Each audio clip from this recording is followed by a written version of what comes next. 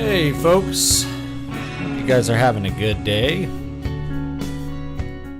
Turn down the tunes a bit. Had all my mic all set up weird when I started streaming, so sorry if you heard me eating my little snack, because I woke up like from a nap a few minutes ago. I was up all night. Disturbed sleep. My wife took the dog into the vet because she was coughing. She's old, so I think she's starting to have heart problems. Happens. You know? Alright. Oh, I got a new book. I'll be right back.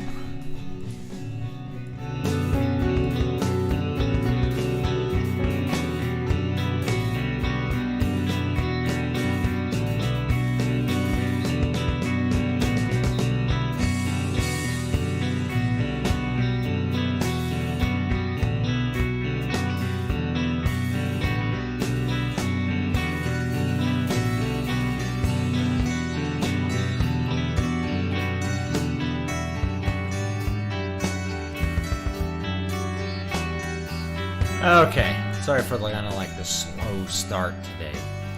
It's a little bit of a slow start. I'm gonna kill the music here. Okay, yes. All right, so Demon Ex Machina is out. This is what the physical looks like. I think the physical is $8 for the paperback. It's not a huge paperback. It's a little bit longer than Voices of the Void and Crown of Sight, if you have those, but it's in the same category as those, Eyes on the Walls, Farewell to Once and Future Kings. These are things that I call like a 2-hour book. Really, they're, let's call it a longer novella or a shorter novel. This was a format that was really popular in the all through the 20th century, but kind of got left behind as the magazines that used to print them changed their formats and slowly disappeared one after the other, because after that there wasn't a lot of opportunity to publish fiction of this length until Amazon showed up, where I can publish books of any length I want and any number of them, and I don't have to collect them into some large, verbose 150,000 word big stop in order for that to count as a book. So I can put out as many of these. It's called Demon Ex Machina. It's about demonic AI. The college professor who believes that there is a demon inside the AI art program, which is pretty fun. People have liked that setup. So far, I think people are enjoying the book. Hopefully they get kind of what it's about as you go further on in this book. So that's how. Now you can get a free copy by joining my mailing list. I have a link to that right there. I can also get you a link if you're already on the mailing list and for some reason you didn't get the email about it, then I'll go ahead and give you that link so that you can just grab that. So if you didn't get my email, let me see here. There it is. Looks like I had about 150 people grab it off the mailing list, which is great. Let me see if I can find it. Here's your link. Green is you're already on my mailing list. Blue is you're not on my mailing list, and you will be on my mailing list by downloading the book. Okay. Question about book titles. For books that you want to use a commonly used phrase for the title, would it help to have a subtitle? Example, Assassin's Creed Blades of the Forest. Yeah, it can. Like, I have one called Muramasa Blood Drinker, because Muramasa is a big term. He was a famous swordsmith, and I think people surrounding the Tokugawa family in particular thought his swords were cursed because they had killed members of the Tokugawa clan. So it's famous for that reason. But yeah, I wanted something that would be, make sure it wasn't in like trademark violation of something like Muramasa the Demon Blade, which is a video game that I didn't even know existed until after I'd written my book. So it's just one of those things. Muramasa Blood Drinker was a title I came up with like really early in the production of the book, so it never really was an issue. There are other things that are close to this title, Demon Ex Machina, but I don't think they're trademark issues because they're spelled differently. They're in a different format. They're a video game. There's a video game called Demon Ex Machina for like the Nintendo Switch. And yeah, it's, this is a horror book. It's a completely different thing. So I don't think there'll be any sort of trademark violations, even though Demon Ex Machina is a pretty common, relatively common term.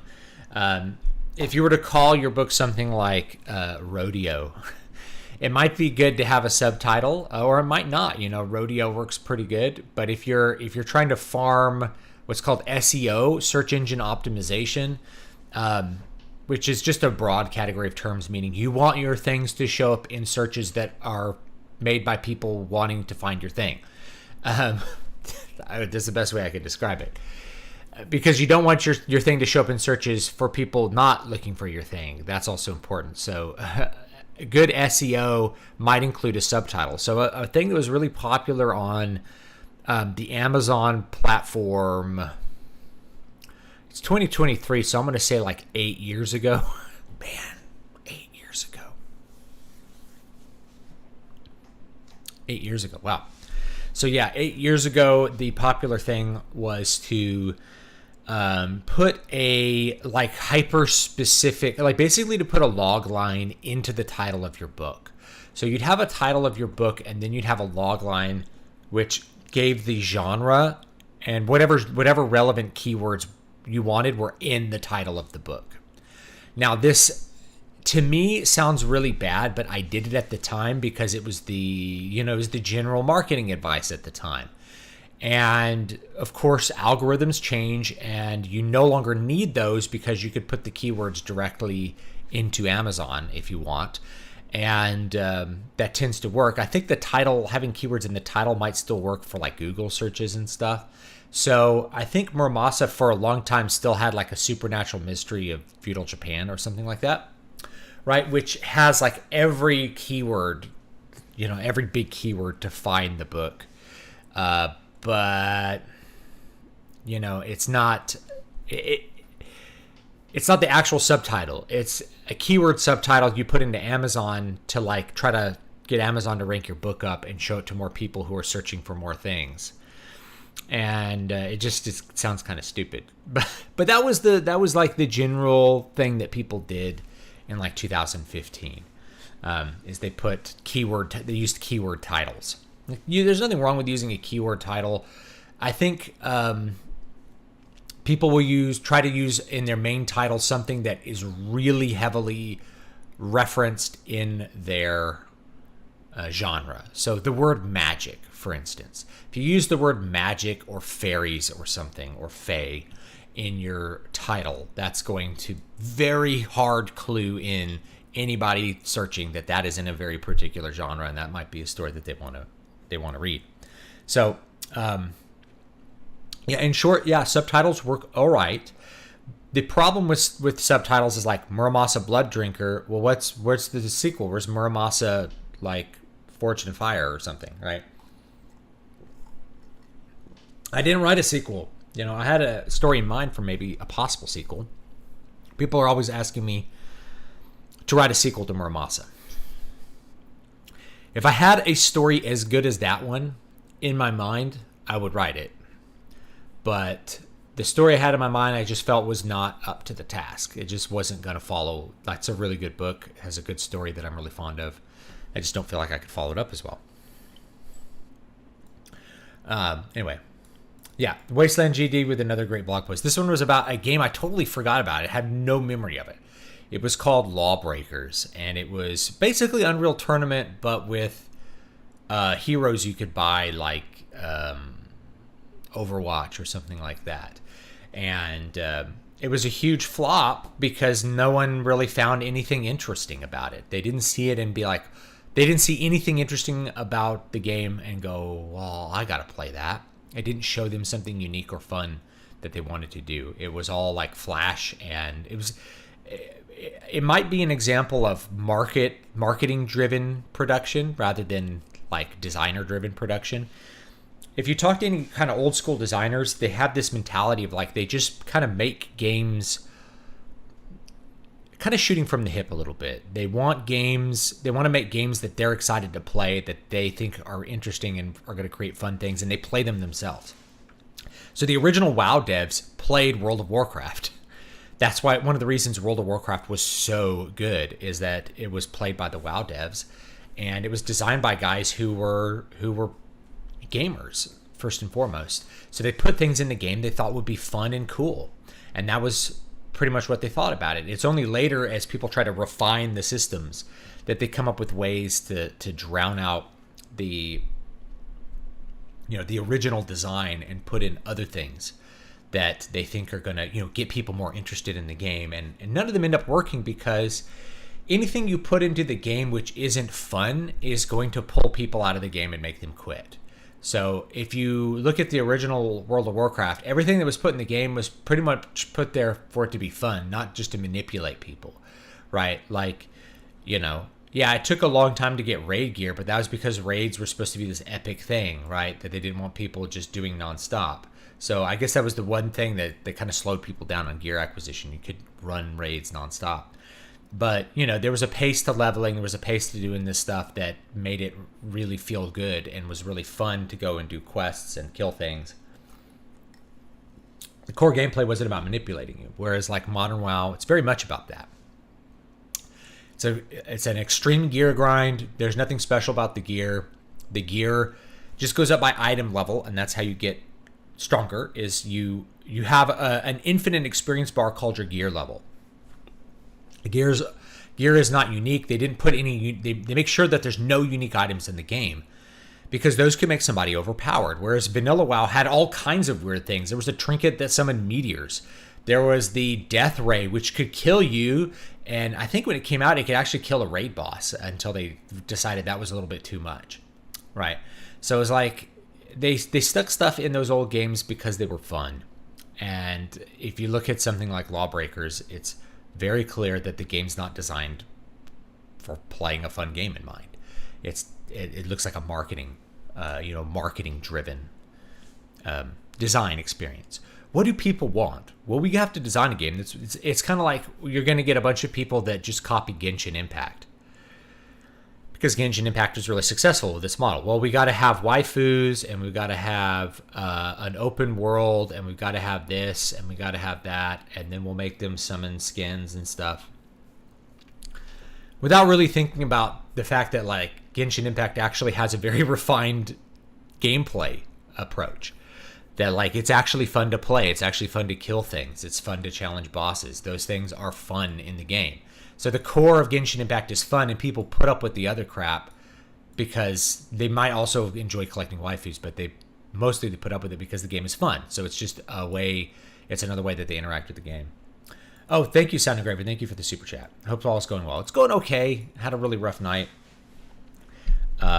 especially like launching a book, and I can't seem to get any content done because kids aren't sleeping and dogs at the vet and weird stuff like that. So anyway, it's a great article. I recommend you read it. J.D. Cowan nails a lot of stuff about fandom, and if you read his book The Last Fanatics, you'll get a lot of that too, with the science fiction fantasy fandoms, how the magazines got transformed by fans into things that weren't as marketable as they originally were. They didn't have quite the market appeal, and they slowly decayed as a result, I think, too. Jolly Crocodile, talk about the potential Wells Fargo bankruptcy and possible economic troubles from that. So I haven't heard anything about Wells Fargo yet, but we do know that Silicon Valley Bank, which was basically a digital-only bank that did payroll and all kinds of other things for companies. You'd think about this is like the core of what most banking services offer, what most banks do, is they do it all digital. It's not going down to a branch and managing cash.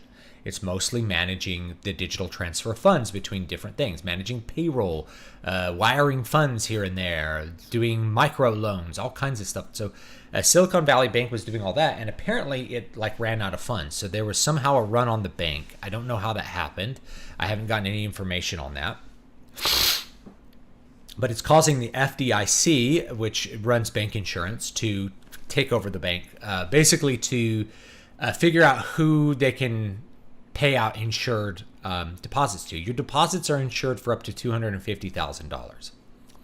Now, it sounds like a lot of money, but you have to think about a corporation that's running payroll will at any given month be putting $1 million into the bank and taking $1 million out of the bank to run payroll, right? They're having huge amounts of liquid assets in a bank because they have to pay lots of people lots of money. If you have 100 employees and they're all averaging $2,500 a month, that's $250,000 a month, right?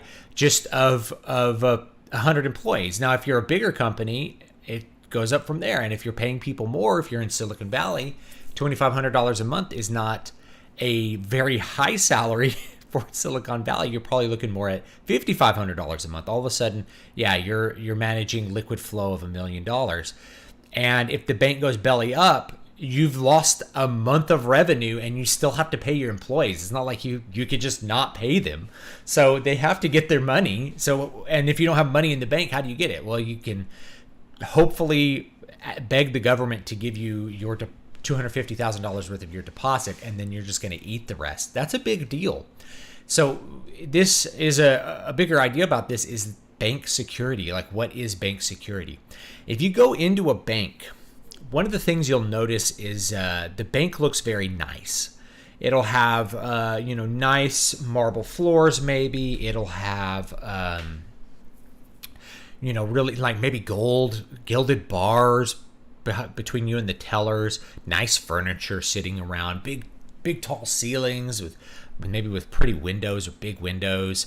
Everything looks really slick and expensive. And this was really true for older branches. Like if you walk into an old bank, like find your town's downtown bank, Bank of America, and go in there and you'd be like, this looks really nice. Why would they spend all this money making the bank look nice? That is a signal to customers that we are a very secure institution. We are not going to run out of money. Look how much money we have. We have all kinds of extra money to build this beautiful building and to show off how successful we are as bankers. That instills confidence in the depositor that the bank can be trusted with their money, that the bank is not going to run out of money on them, that the bank is not going to misplace their money, the bank's not going to make a bad investment with their money if they're using investment banking services. Now, investment banking services are a whole nother can of worms to open and just what those mean. But the last financial crisis, although mostly it's blamed on securitizing mortgages, there's more to the security industry than mortgages. And a lot of the big losses came basically from gambling with people's money. And so what banks are really trained to do is to gamble with people's money. And if there's a loss, the customer eats the loss. And if there's a gain, they get the gain. And the customer gets part of the gain too. So they share on the upside, but not the downside. That's a really perverse incentive, believe it or not. It's an incentive to take the highest risk, to always be in the highest risk category, because you actually can't lose any money. Now that's on the individual level. Now the bigger problem is that, like, if you're just doing a bunch of individual high risk things and lots of people lose money, you're going to end up gaining money because some of those are going to gain enough money to offset. You're not paying any of the losses, but it'll make you a lot of money. The problem is if that's a total thing and you're running a balance sheet where you have a lot of debt too, which banks carry lots of debt. That's the way money is made, actually, if you want to get deep into it. Then all of a sudden, a few bad risks times 10,000 customers will bankrupt you. And that might be what Silicon Valley Bank did, but I don't really know yet. And I don't think anyone else knows yet either. I haven't seen all of the details of it. The question is whether Silicon Valley Bank is going to create a cascading set of bank failures. This was a problem in the Great Depression. So I'll find a YouTube video for you guys to look up later, and I'll just find one. It's let me find it real quick, because I think I saved it from the other day. Let me see. Here it is. They're bankers. Yeah. So this is Milton Friedman basically explaining how the banking crisis of the Great Depression happened. So you can watch that later. I having read these books on the Great Depression, I actually tend to take the monetarist view of how the Great Depression happened, which is that there was a big market turnaround in 1929. However, the economy was recovering, but what ended up happening is that was cut short and was pushed into a deeper depression by a major liquidity crisis affecting the entire economy, and then from there, the international economy. When one bank fails, that causes other banks stress because they have deposits at that bank that fails. So they are losing money at that bank that fails, and then they, in turn, will get runs on their money because people start having a panic. So when one bank fails, people have a panic. I got to get my money out of the bank. And in fact, we may be having that right now for people that are, like I described, having $1 million in liquid assets flowing in and out of their account every month for things like payroll. So if they have a run on the bank, we got to take out $750,000 and spread it into 4 other banks because we're afraid the bank is going to fail. How does the bank get the $750,000? Even on a digital system, they call in debts from other banks. And so you end up with this cascading effect where one bank fails, and then all the other banks start having to call in their debts, which causes all the other banks to have a liquidity crisis too. And so then the public picks up on it. They start running to the bank to try to get their money out before the bank closes. And before you know it, you have banks closing and you have a major liquidity crisis. This has to do with the way money's created. So I don't want to, I've talked about this before, but let's talk about it now, because a lot of people don't know how money works. But 9/10 of the money in circulation isn't real. And I don't just mean it's not paper money. There is a large amount of paper money backing the US currency, but it's not real in that it was never credited to any account to begin with. It was created out of thin air by bankers. And a lot of people think, well, how do banks create money? I thought the government printed money. Well, banks print money by making deposits. And the way it works is that it's an accounting trick that has to do with fractional reserve banking. So chances are you use a bank and the bank has fractional reserve banking. Fractional reserve banking means you only keep a portion of the money in your bank and you loan the rest out, and that way you can pay your depositors interest on their money. So what happens is that, let's say you have $100. Let's say the government gives you $100. They print off a $100 bill and they give it to you. Here's a $100 stimulus dollar. You go and you deposit it into the bank. Great. The bank gives you an IOU that says we have $100 with you. Now, in the old days, this was like a paper statement of your account balance. Now it's all digital, but it's the same idea. If you go look on your account statement, that's an IOU saying the bank saying we owe you this much money. You gave us this much money and we owe you that much money back when you want it. The bank will put $10 in reserve and then they'll loan out $90. So they loan out $90 to somebody who applies for a loan, right? Now, no one's applying for a $90 loan, but it'll be part of a larger loan. So just the concept will hold. So that $90 gets loaned out. The person spends the $90 on something. They invest it in capital equipment for their company, or they buy a house with it, or buy a car. And when they do that, the person who sells the house takes that money and deposits it in the bank. So they take the $90 for the car or whatever service they sold that the person who took out the loan for, they deposit it in the bank. What does the bank do? It does the same thing it did before. It puts 10% in reserve, $9, and it loans out $81. And then that $81 loan gets deposited into another bank where they keep, $8.10, and they loan out another $72, right? On down the line until you get the original $100 has made almost another another $1,000 almost. So it gets almost like $900 of imaginary money that exists in the form of IOUs, of deposits in banks. So this is why if you look at monetary theory, the total quantity of money is cash plus deposits. And that's because people treat deposits as cash. They trade the deposits. When I write you a check from my bank, the bank it's an IOU from me to you that you take to the bank, and the bank has an IOU from them to me, and then they send that IOU to another bank, right? It's all just a system of I have the money, trust me. That's all checks and bank transfers and stuff are. when you get down to it. So it's all imaginary money. Now the problem with the bank run is that if I want to take my $100 out, there's not, that $100 isn't in the bank anymore. $10 of it is. So they have to make up the difference. They have to have enough other people have deposited $100 that they have money to give me. Now, under normal circumstances, that's fine. It all works because most people are putting their money into banks and saving it there or using it for other things, generating interest, maybe using it for investment funds or things like that, where it doesn't matter. They're not trying to come and get all of their cash out of the bank.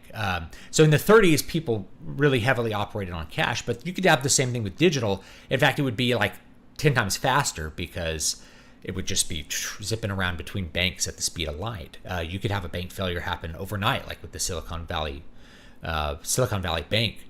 Went from solvent to somebody, what's his name? Jim Cramer, the Mad Money guy. It's like, you should buy this stock for $300. Went from that, just like with Bear Stearns, I think, back in the big crisis, the Great Recession, boom, back down to like being taken over by the government because liquidity can drop like that, like instantly. Now, but it's the same idea. Somebody comes to take in their $100. Oh, I need my $100 back. Okay, it's okay if there's enough depositors, but if everybody comes for the $100, there's not, that money isn't in the bank. They loaned it all out. Even though their balance sheets say that they have, $1,000 from 10 people depositing $100, they actually only have $100 because they loaned 90% of it out. But they pretend like the deposit is real money. This is also a thing I notice with people that are like, well, if a debt is forgiven, then I'm losing money. How are you losing money? Well, I'm losing my future interest I would have made. Your future interest doesn't exist. You can't treat future earnings as if they're real now. But people do it all the time, and banks do it especially. They put on their balance sheet future expected earnings from interest and things like that. That's part of how they do their business. And then when things disappear, all of a sudden they can write it off as a loss, or they treat it like a loss. Can you lose something you never had? That's always a big question. Can you lose something you never had? And usually the answer is no, you can't. Like in a philosophical sense, you can't lose something you never had. Anyway, let's take a look at the chat.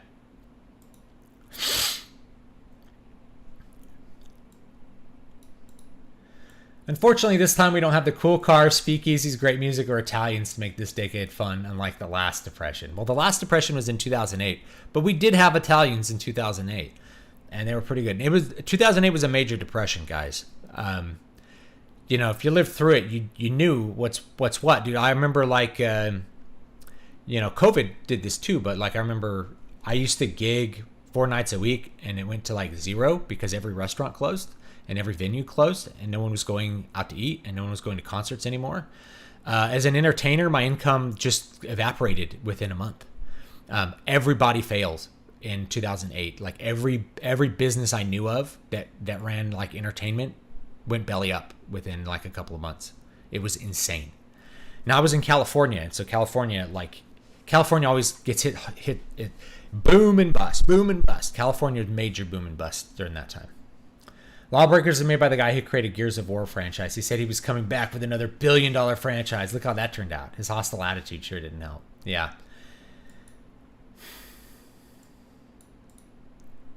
I was thinking about writing a Demon AI story for a while, but I don't know if you're the first one to do it. I don't know if I am. I felt like I took way too long to do it because I got sidetracked by a bunch of stuff. I wanted to get it out in January, but life stacks up against you sometimes, so it took me a little longer to get it out.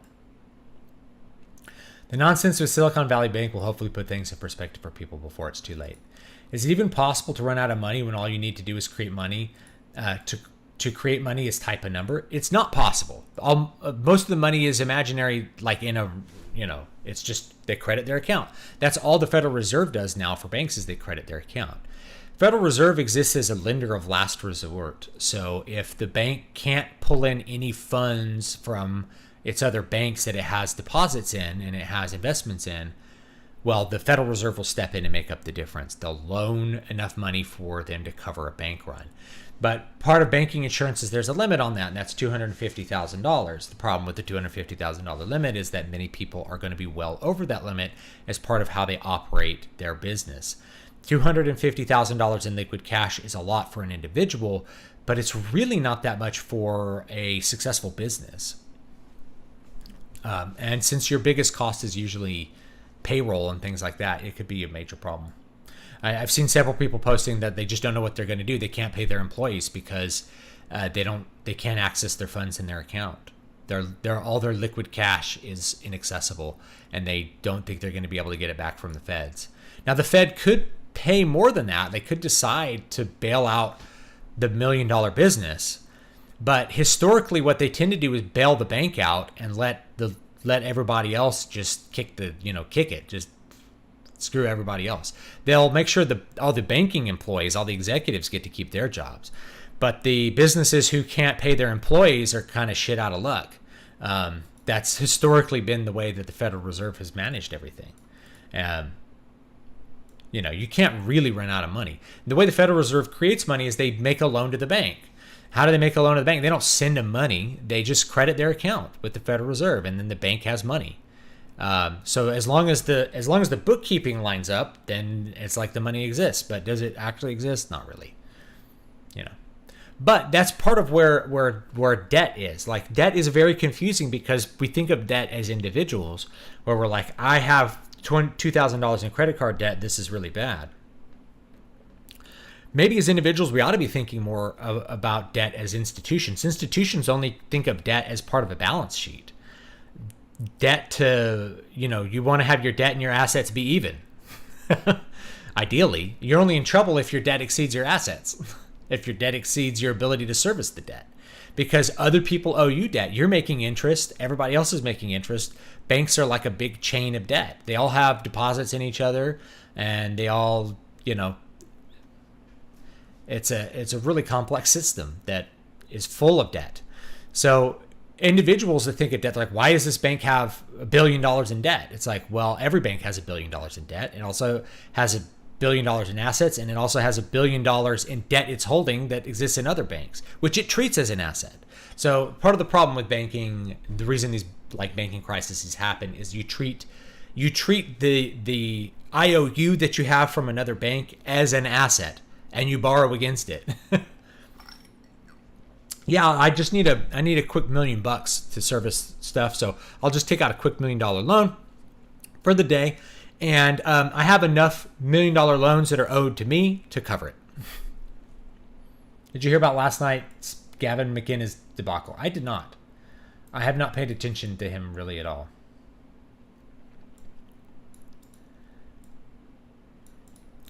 Now, there is a problem with deflation. So one of the reasons that people are always worried about the money supply is the Great Depression proved that deflation is a much more destructive force than inflation. Now, hyperinflation is really bad, but modest or even moderate inflation is going to be better for most people. They're going to prefer moderate inflation over deflation. In the Great Depression, you had a 30% deflation. Now that sounds like, for people who don't think that deep about it, that doesn't sound like that much. 30% deflation. 30% deflation means $1 out of every $3 disappeared. $1 out of every $3 disappeared off the books, which meant cash was so precious people didn't want to use it. You actually don't want deflation. You want you want things to be stable. Maybe a little bit of inflation, maybe a little bit of deflation is okay. But you don't want massive deflation, or you have a liquidity crisis. Nobody can get money to do anything. You can't get a loan to buy equipment for your business. You can't buy a house. You can't buy a car. Like all the things that we use for debt, if there's a liquidity crisis and no one can get loans, it's a problem. Do I think that's a big problem in modern economy? Probably not, but people are very afraid of deflation for a good reason.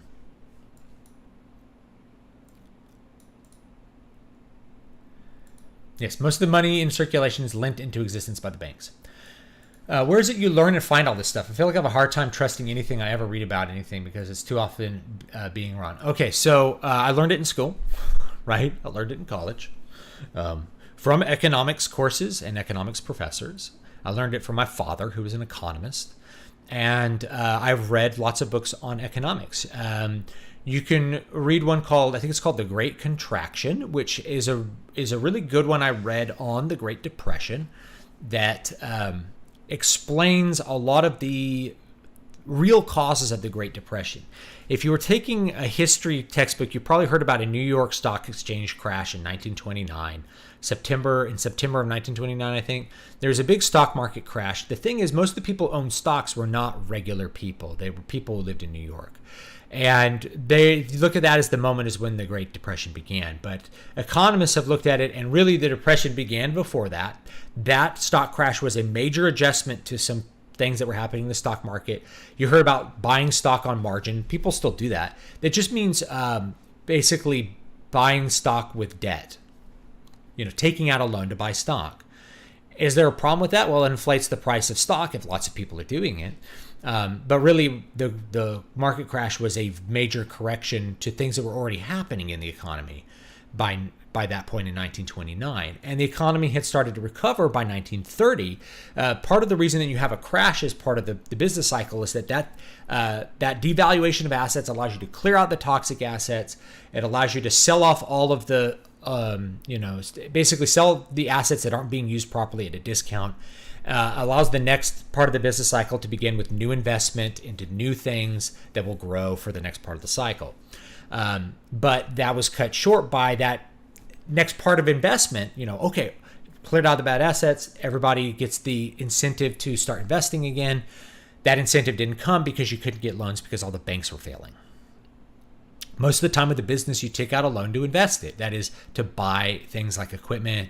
If you're going to start a restaurant, you take out a business loan. What do you buy with it? You buy stoves, ovens, tables, tablecloths, and then you maybe have some cash reserves to pay your first couple months of payroll till you get your business established and you get revenue flowing, and then you're paying back the debt, which was money you invested.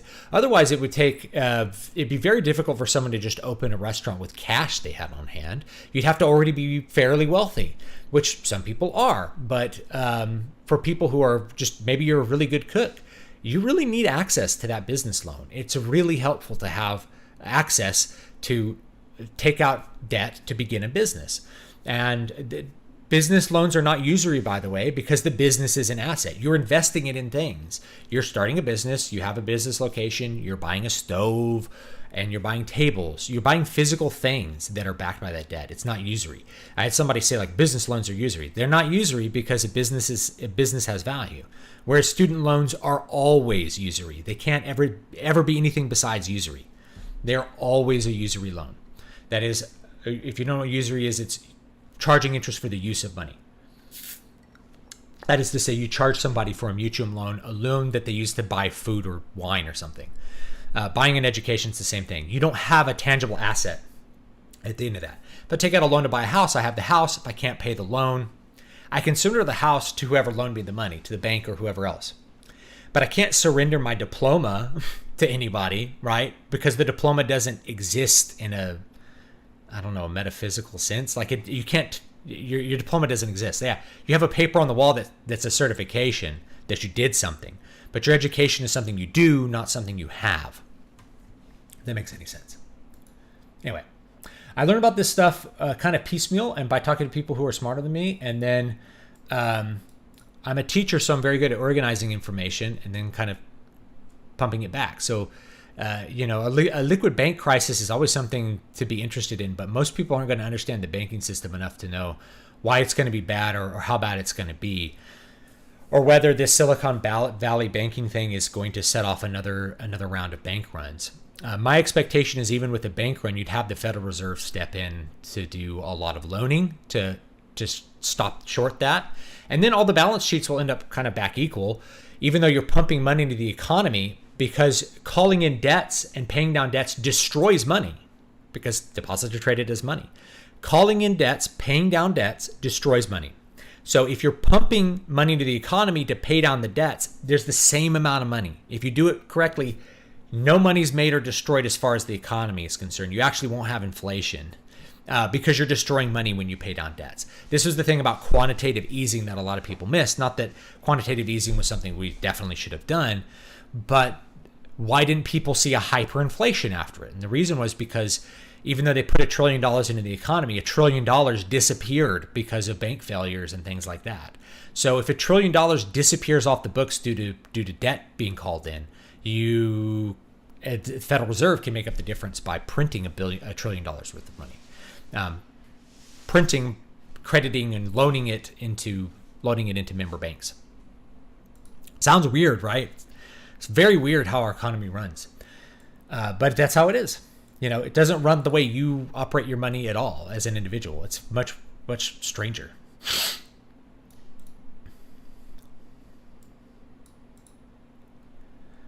Do you think we could go the way of Japan like the 90s, where a lot of the finance infrastructure is government run? Seems like we moved that direction in 2008. Yes, and I think we in many ways we're already there. We have the worst. We have kind of the worst system as far as moral outcomes, I guess. The people are on the hook, so we privatize profits and we make public the losses. So the people foot the bill for all the losses in the finance sector, but the people running the finance sector get to keep all the money they make. So there's nobody going to jail for what they did. There's nobody whose mansions are being seized. I think Iceland did this, by the way, and it was a weird thing. People were like, oh, I don't want to do business in Iceland. I might get my mansion seized or something. It's like, well, Iceland's a small enough country that the people were not going to be very satisfied with the bankers getting to keep all of their money while everybody else lost. It's like, no, the bankers did this, so we'll take their stuff first, and then everybody who's got debt that they can't pay, we'll bail them out instead, doing the opposite of what we do here, which is to bail the banks out and then let the little guy starve. So we could go that way. I don't think we will, though, and the reason is because of our political system is run on the finance sector in a lot of cases. Politicians get a lot of money from the finance sector, and if it's government run, then that's a problem because it's harder to get money from government run things. The only way to do it is to do like what you do with teachers unions, which is you unionize the labor force, and then you take $1,000 from every single employee every year and give it to the Democrat Party. That's teachers unions. So every teacher pays around $1,000 a year to the Democrat Party. That's how you siphon money out of the school system if you're a political party. But if you are a finance, because it's all private, there's no amount of money, no amount of kickbacks you can't just take from them. We'll keep it unregulated. We'll make sure you get bailed out so your business stays around. We'll make sure that you don't go to jail for what you did. And in return, maybe you give my campaign $1 million. Fair is fair. Fair is fair, right? I think it would be cool if we traded in bullets and not cotton paper. I went over this I actually have a video on this, on bad fantasy money systems. I'm going to go find it real quick. You can watch it on your own. So the problem with bullets or anything else is... where is this? Storycraft. Money in fantasy. Yeah, here we go. I'll copy that. So the problem with bullets is that they are... What's the problem with bullets? Well, first of all, they're actually not durable. You shoot them and the money supply goes down. So if you're using your ammunition, the money supply goes down. They are not very mintable, meaning people can make their own, which means anybody can just make their own money. That's a problem. They're not fungible because there's a bunch of different calibers. So 22 long rifle is 22 long rifle worth the same as 30-06. Is 22 long rifle like a dime and 30-06 like a quarter? Like, how do you do that when there's a million different calibers? They're not fungible, so they're not exchangeable one with the other. Not durable, not fungible, not a store of value, meaning you can't expect that your ammunition is going to be worth a certain amount next year that it is today, the same amount. And it's not a unit of record. So the 4 requirements for it to be money are not met. So it can't be a unit of record. You're not thinking of like, hey, this steak is worth 3 bullets. You don't keep records in bullets, and you really can't keep records in bullets because they're not fungible. So it's none of those things. And these are also the reasons why Bitcoin is not money either. And I've gone over. It's not a unit of record. Nobody actually is doing business in Bitcoin. They only hold it to try to sell it for more US dollars later. I don't know. I shouldn't say that. I know some people who use Bitcoin kind of as money, but the vast majority of people buy Bitcoin to hold it to sell it for more later. They buy it as a speculative asset, not as a piece of money to use. What do you invest in? The general stuff. I have a retirement, basic like retirement fund stuff. No, I don't do anything special. You know, mutual funds, whatever the retirement account puts it does a diversified thing. You know, whatever basic funds, right, in your 401k. I don't do like a lot of individual stock trading because I think it's kind of a losing game. Like I have some Bitcoin. I think I sold most of it last year. In fact, I know I did when it was really expensive, and I told everyone to sell it. And they're like, oh, "You're gonna regret selling it." I'm like, it hasn't been that expensive since. So, anyway, yeah, there's nothing special. Like if you talk to most financial planners, they're gonna give you good advice, which is like diversify your portfolio, blah blah blah blah. Like I have precious metals. I have silver and stuff, and you know, I have physical investments, like I own my property, right? And I have physical objects which I could sell if I need to, like my guitar and my gun collection.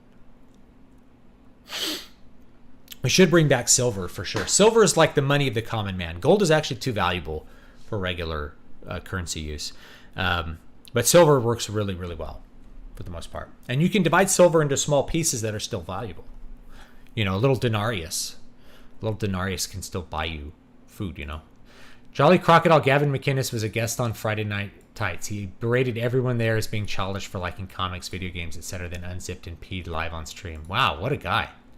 That's crazy. Here's the thing, guys. If you are not spending 100% of your uptime working yourself to death, you're not a man, okay?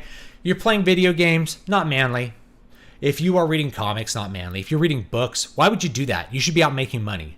Don't be watching TV. No watching movies. Why would you go to the movies? You could be making money during that time. You're going to go practice archery? That's stupid. When's the last time archery has mattered in this world? Get to work, make more money. Okay? You need to be working your ass off until you're dead.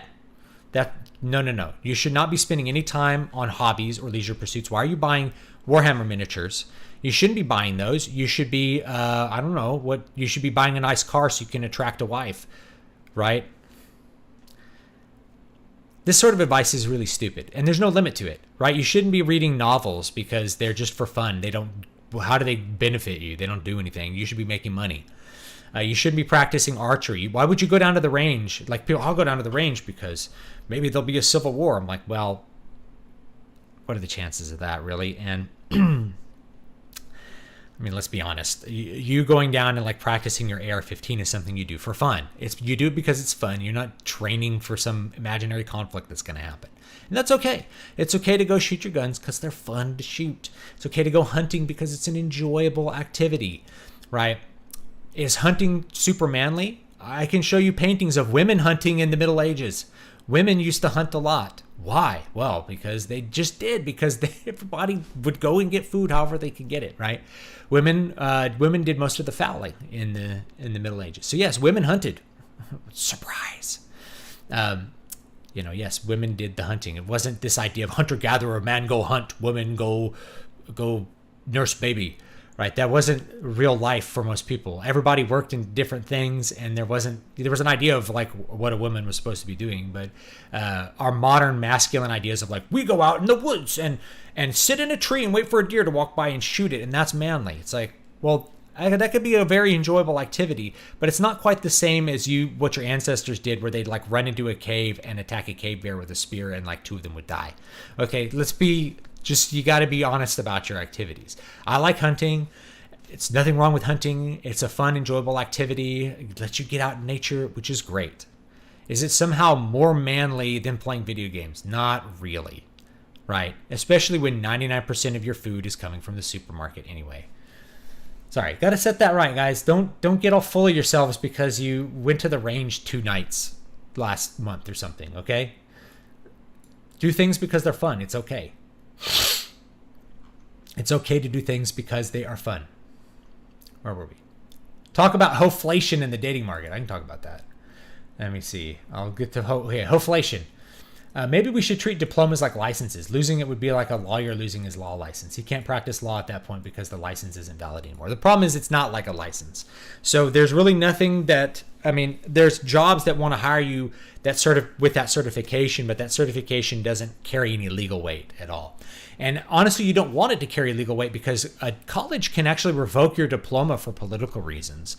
This isn't well known and it hasn't happened a lot yet, but I mean, I view it as completely not outside the realm of possibilities that my college diplomas will be revoked because of me having politically incorrect speech at some point. That, my alma mater will unilaterally revoke my education. Now, did I forget everything I learned at the university system? Hopefully, but no, not really. But what are you going to do? Let's say you have a master's degree in mechanical engineering and you say something naughty on the internet and your Caltech takes away your master's degree. And you tell your employer, Caltech revoked my master's degree. It's like, okay, so what? Like you went there, you have a diploma that says you did it. You can show it to me. I'm not firing you, right? You know what I mean? So like it probably wouldn't have as big an effect because most employers never call the college to see if you're lying or not. It's very rare that they want transcripts. The only time they want transcripts is if you're doing like another degree or something like that. And that could really impact you. But yeah, it's a certification of knowledge. You don't want it because then the university can just revoke it. And in fact, they will revoke it. And I think we'll see more of it as we go on here. Why would you use anything other than gold and silver? Like in my fantasy stories, use gold and silver. Why? It's perfect money. I talked about that in the, I hope I linked it. Yeah. Brandon Sanderson had this like gems as money thing and it was very well thought out, except for the fact that they're really hard to carry around, whereas gold and silver are really easy to carry around. So yeah, a giant bag of gems to buy like a loaf of bread is really stupid when you think about it.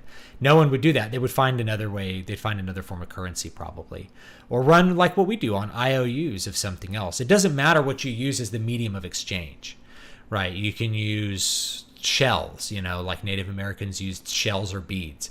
Why do those matter? Like those are worthless. Well, they don't have any alternative utility. That's part of the problem with bullets as well. They have a strong alternate utility. You actually want gold and silver because gold and silver has low alternate utility. You don't use gold and silver for that many other things.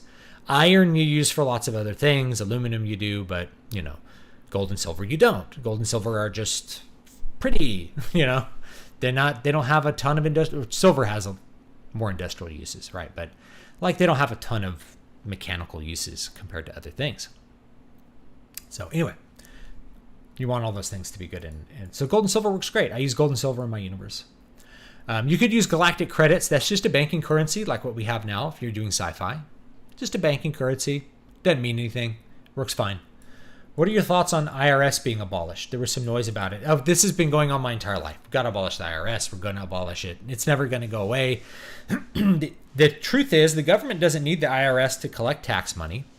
It does not need the IRS to collect any money at all. It could collect the money from the state governments directly as it did before they enacted the income tax.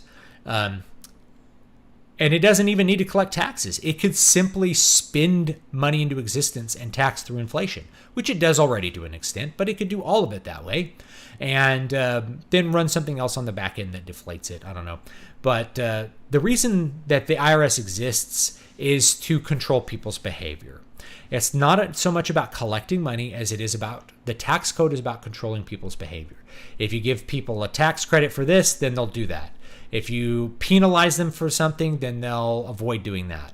Notice that like you have to pay a tax penalty if you didn't buy insurance, didn't buy health insurance. Well, we got to make people buy health insurance, especially now that we've made it 10 times as expensive as it used to be on the low end.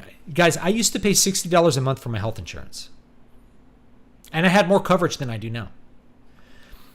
By the time I was married with kids with Obamacare, we were paying over $2,000 a month in health insurance for a family of 4.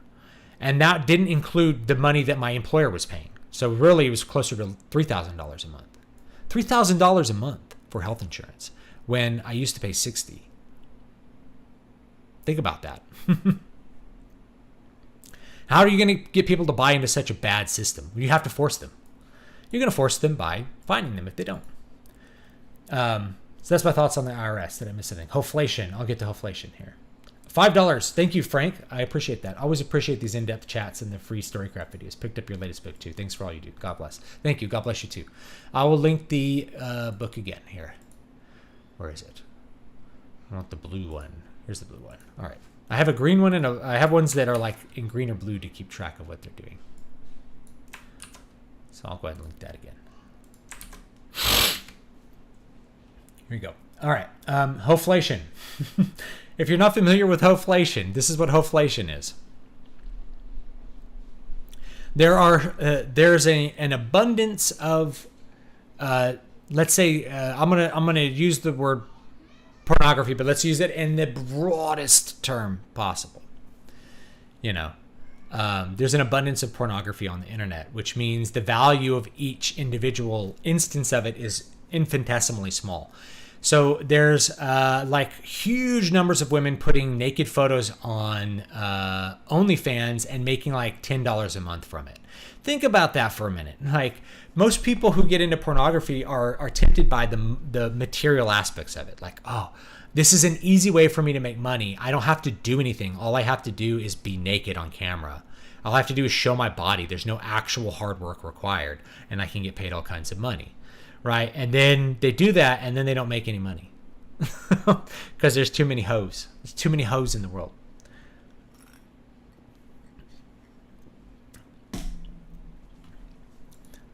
So I would encourage any women that are watching, you got to think about what you want long term. Especially if you're really attractive, because what you want long term may be like a peaceful and typical life, which means you're going to have to say no to certain material temptations on the way. There are many material temptations that we fall for, and we get into temptations of the flesh, not just sex, but like hunger, drinking, things like that that lower our quality and make it harder for us to find another person of a higher quality. So it's really hard to tell a young person who sees all their peers going out having fun and making money, doing depraved things, to not do that, because over the long term, that's not going to work out for you. It's really hard because when you're young, you feel like the future's infinite. There's always going to be some future day where you can turn around and settle down or something. But I think we're getting to a point where that's not going to be the case for a lot of women. Frankly, men, there's a lot of men who are happy being alone compared to being with a woman that doesn't meet their standards, especially when they get to be about 30, right? 30-year-old men can make a lot of money, and a lot of them are, and then they're not really interested in women who have lived a very worldly lifestyle, let's say, So you kind of have to think about that. You kind of have to weigh your options with that. And same thing with men, honestly. Those things will lower your quality, but men tend to have different fleshly temptations than women, rather than like putting their body on display. Like a naked man is nothing to care about unless he's like top 0.01% of men, in which case he can make money in gay porn, I guess. But the temptation is to play too many video games, to get addicted to World of Warcraft or something. It's to drink too much, to smoke too much. It is to spend too much money on riotous living. It's to waste your potential in a different vector, right? So the temptation is to waste your spiritual potential, your deep human potential as a young person on vain pursuits. Whether those vain pursuits are going to be something like getting attention by showing your body, or it's going to be a vain pursuit like throwing your money away, drinking all weekend, or eating yourself into obesity, or something else like that. That is spending your resources on vain attempts. Very hard to say no to that. And I just encourage more people to think broadly about temptation and those sorts of things if you are young. Because when you get older, I say this as an older person, those things will come back and haunt you, and it's much harder to break bad habits than it is to never have them. It's much harder to lose 100 pounds than to never gain it. I can tell you that from experience. Okay. So anyway, that's my speech on that. Oh, bullets were a currency in the Metro games.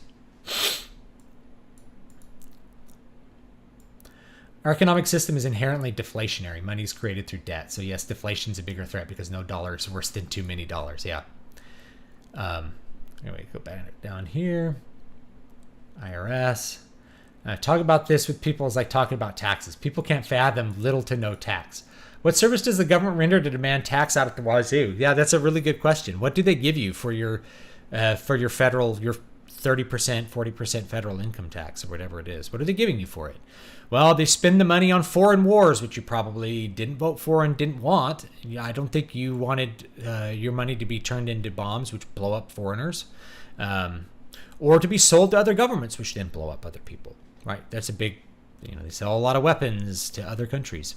They do things like spend it on the general welfare systems, which you probably didn't agree to either. You would rather do charity out of your own wallet. And imagine how much more charity you could do if you had 40% extra money in your bank account.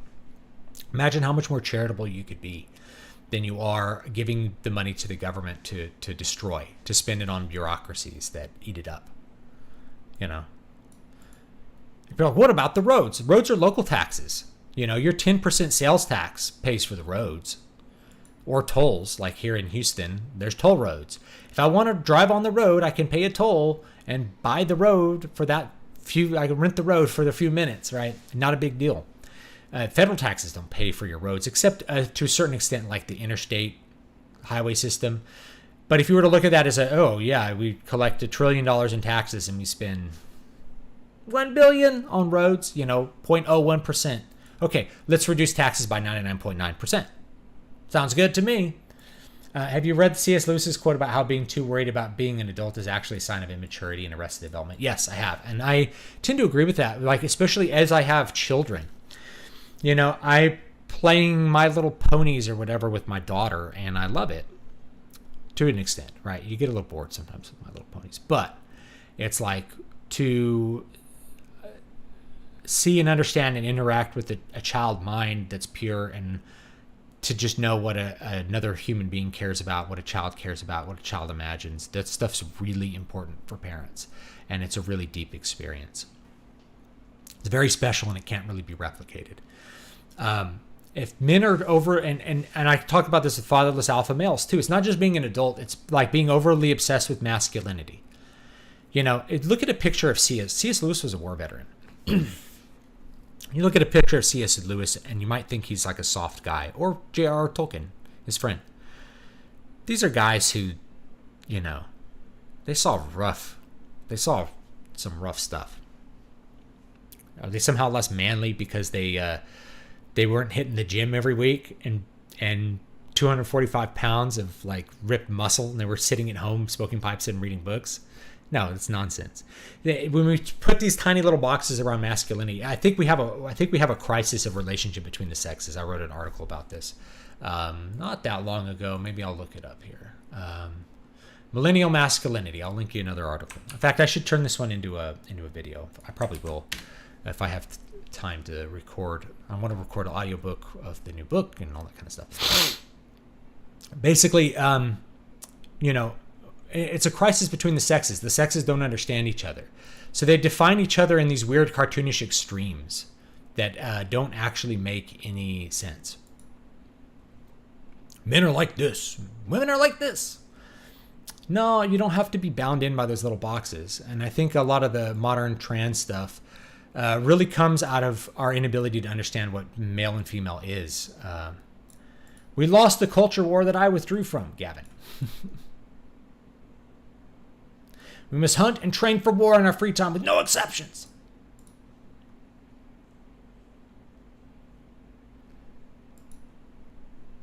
I saw some guys talking about creating prepper dirt bike rigs, and I just thought it was the silliest thing I've seen. You just enjoy riding dirt bikes and stop trying to make it tactical. Yeah, for real. It's the same thing if I talk about prepping stuff for like disasters, right?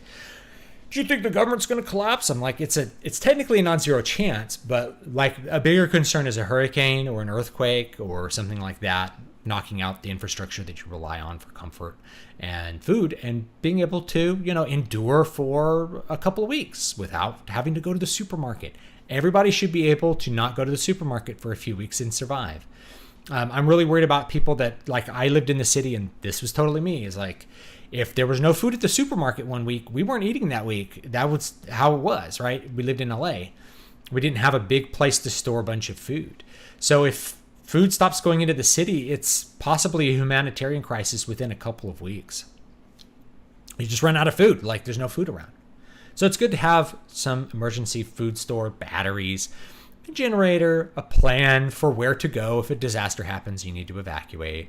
Those are all really good things. I think people take it to an extreme and they imagine the situation where like everything in the world collapses at once in like one giant nuclear holocaust, which I guess there's a non-zero chance of that, but I don't spend a lot of time thinking about that.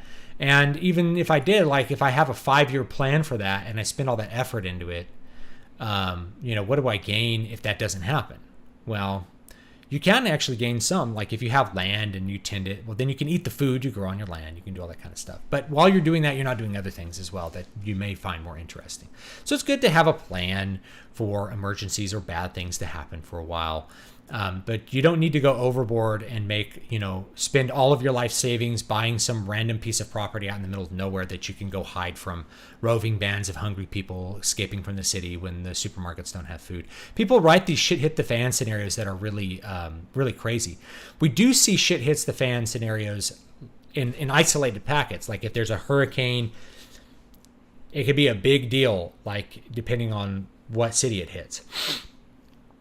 But to the point where like you'd have the cities empty of people and they'd go through the countryside killing your chickens and eating them? Probably not. The truth is most people in an urban environment wouldn't even know where to go to get food outside the city. They'd be enrolled. We should care about them for humanitarian reasons, right? Like if a hurricane happens, we should truck in food because those people really don't know how to go get food. I'm in a I guess it's technically a suburban area, but I'm like in the woods. I could go hunt food if I needed to. There's deer in my backyard. I could go kill one and eat one if it was a real emergency, I guess. Or I could get my shotgun out and go shoot a couple birds. There's doves and pigeons everywhere and all kinds of other things I could eat. So I could go scrounge up some meat, no problem. Somebody in downtown Houston is not doing that. Not only that, but the person who grew up in downtown Houston wouldn't even know how to do that or have a gun to do it. They wouldn't know where to drive out of town to find your chicken coop to eat your chickens and eggs, right? They wouldn't know where the farms even are.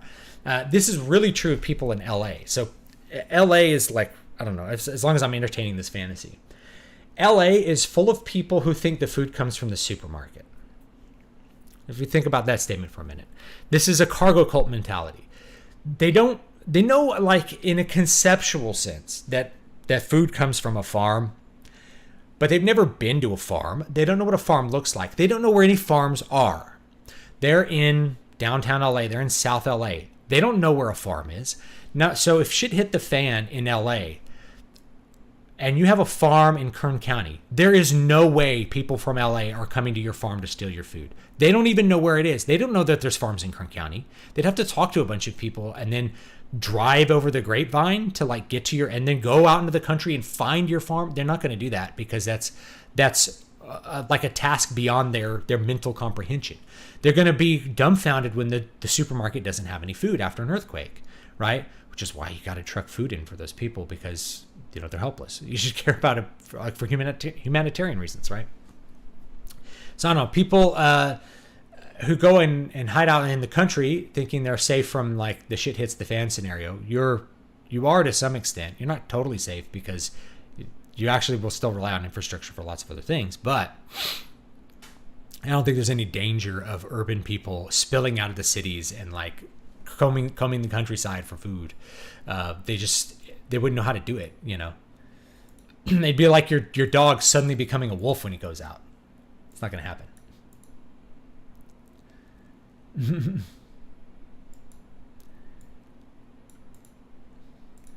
When will humans learn that gold pressed latinum is the best currency? Humans.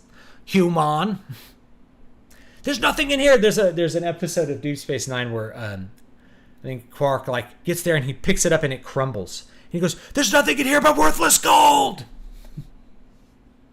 Gavin, nerd culture is a waste of time. Wait, is that a guy throwing a ball to another guy? Oh my god, amazing! Yeah, real men sit on their ass and watch football. We're real men.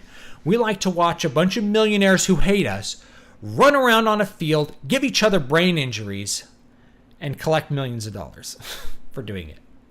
While we watch 3 hours of commercials in between. I mean, come on. I'm stuck with figuring out the end of a story I'm writing. If I sent you a DM on Discord, do you think you could maybe make some suggestions? Absolutely. How did the government get away with demanding so much taxes from people? It's like you turn up the stove on the frog. I felt something was terribly wrong going through government spending and what they were taking from my pay. Oh, absolutely. Yeah, it's like they didn't start in a big way. You know, they started small, man. They only did income tax on people making lots of money, and then it just ratcheted up from there. There's always another spending project, which means there's always another way to control people with taxes.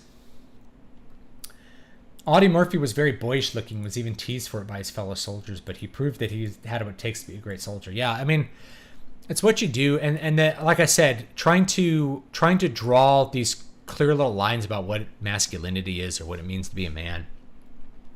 It's dehumanizing and demasculizing, masculinizing. I don't know what word that is. It's dehumanizing to people, right? Not everyone's the same. You're not less of a man because you don't want to watch football. That's really stupid. What matters is what you do. What do you do in your life? You know, the person who spends all his time at the gym managing his diet and his steroid cycle is not particularly manly from a traditional perspective. Like, you're not out creating a community or a family, generating wealth, owning land, running the state, things like that. Things that a Roman would consider very good. So it's funny when I see like these Bronze Age accounts, these various statue profile picture people on Twitter waxing about something that really, I can guess most of them have a very weak father figure in their life or no father at all, because of the things they say about men are not things that you would say if you grew up with a father. They imagine what the Roman was like, and their imaginings are very thin because they haven't, I think they haven't really thought deeply about any of the history they've read or any of the classics that they've consumed. For example, Odysseus, when he goes through these lands, he sees the potential of the lands for like human settlement. And there's stuff where they say things like, they imagine it being settled, not it being, this idea of a bunch of nomadic warriors running around raping and pillaging, and that's manly. That wasn't the Greeks, all right? They had a pretty settled life, and they still went to war when it was necessary.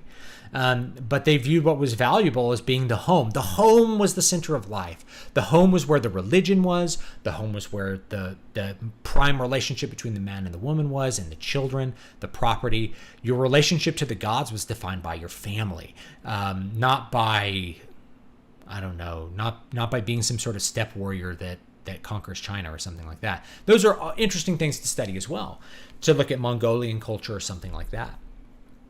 But most of what happened when the Mongolians conquered China? Well, they just became the Chinese elite and settled there. They didn't go on being Mongolian like horse traders forever. Like, they took over. Same thing with the Normans. The Normans became this thin layer on top of English society after they conquered. I want to be manly like the Normans. Like, yeah, have a war and then live in a castle and get fat for the rest of your life until you die. That's the life of a medieval warrior. So anyway, yeah, you gotta step away for a minute, but Andrew Tate looks like a black Dr. Bencher, doesn't he? Discuss amongst yourselves. COVID has shown how fragile supply lines are. I think COVID has actually shown how robust they are. I'm going to take a different stance. I think COVID has shown just how robust supply lines actually are. Something which should have created major supply disruptions created minor supply disruptions.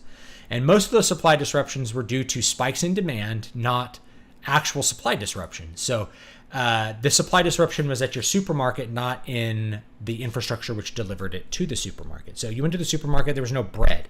It wasn't because there were no trucks shipping bread. It's because everybody freaked out and bought bread. They thought that there wasn't going to be bread next week, so they bought bread. They thought there wasn't going to be toilet paper next week, so they bought toilet paper. It's the stampede. You got to get out ahead of the stampede. There's no way to avoid it. However, that doesn't mean you have a problem with your infrastructure and your supply lines. Your supply lines we're actually very robust, and it's because we have a huge, very distributed, very non-centralized network of truckers that are willing to take work for money and ship things wherever you want them to go. I think it's because the government has so little involvement in the trucking industry and how the logistics industry works that we were able to not have supply disruptions during COVID. And even in downtown LA, there was like very little supply disruption compared to like other countries where those things are not as fluid as the United States. We don't have this big, interstate system that the government built, which allows us to move everything around anywhere to where people need it and they're willing to pay money for it. It's pretty amazing. Like the modern economy is really amazing,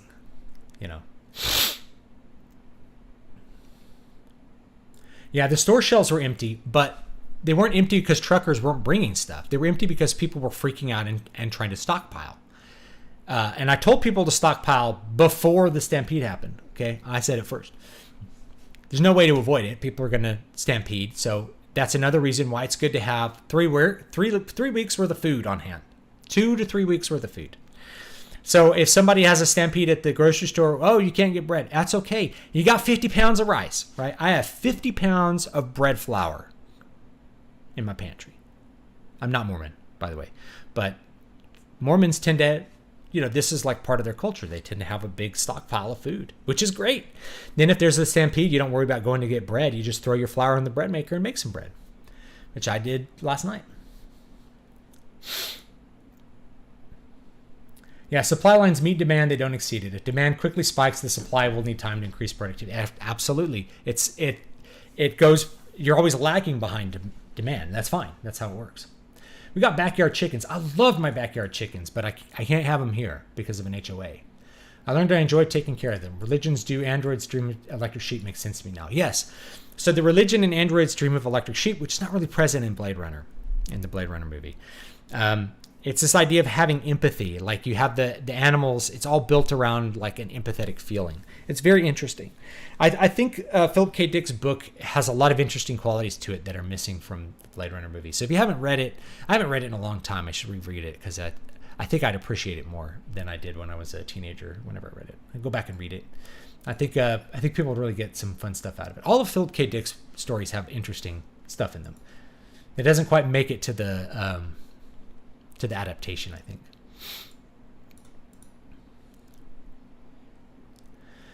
On the A team had multiple male archetypes who were all masculine in different ways. Hannibal, the wise leader, BA, muscle man, Murdoch, mechanic, and face. Yeah. Who am I thinking of? Mr. T. Yeah. So why is the Beyond Meat section never sold out? Because it sucks. It seems like sophisticated Cary Grant style gentleman masculinity isn't as much in vogue today as it used to be. Women still like it. Let me let you in on a secret. Women still like it. So why do women like Cary Grant style masculinity or James Bond? You have to think about what it signals. So the what's the name of the newer Daniel Craig? Women really like Daniel Craig, and it's because he actually has the best of both, kind of like Sean Connery did. He puts the clothes on, he has the act, he has a sophisticated look and manner of speaking, and he seems very smart and sly and powerful. Then he takes the clothes off, as Sean Connery did, and he has a great body. Now, Sean Connery, for when he shot those Bond movies, had a great body. You got to think that our standards for the male body have gone up ridiculously over the last 60 years. Standards for the female body, I don't think have gone up nearly as much as standards for the male body. Standards for the male body are frankly unobtainable without drugs or like really significant alterations to your lifestyle. So Daniel Craig has like, you saw him with his shirt off, I think in that first movie, Casino Royale. Dude's shredded, he's diced to the socks for that shirtless scene. How did he get that way? Well, he probably had to go on a really intense 6-week diet. He might have taken some extra, he might have had some extra chemical help, might have been on some tests. Like same thing with the guys with 300. People like the bodies in 300. Those guys were probably had a little extra chemical help to get there. And they were training like 4 hours a day. Gerard Butler does not look like that normally, and you can see him in shirtless scenes outside of 300, and he looks like a really flabby normal guy, and that's because that's a normal male body. A good body would be Sean Connery's body in what's the one where he's in the from the early Bond movies. That would be considered a very good male body, and actually women are still very attracted to that male body. But Daniel Craig was attractive because he had everything. He had like the shredded muscular body. And then he also had the clothes. So the clothes were on and off in the film. That's double.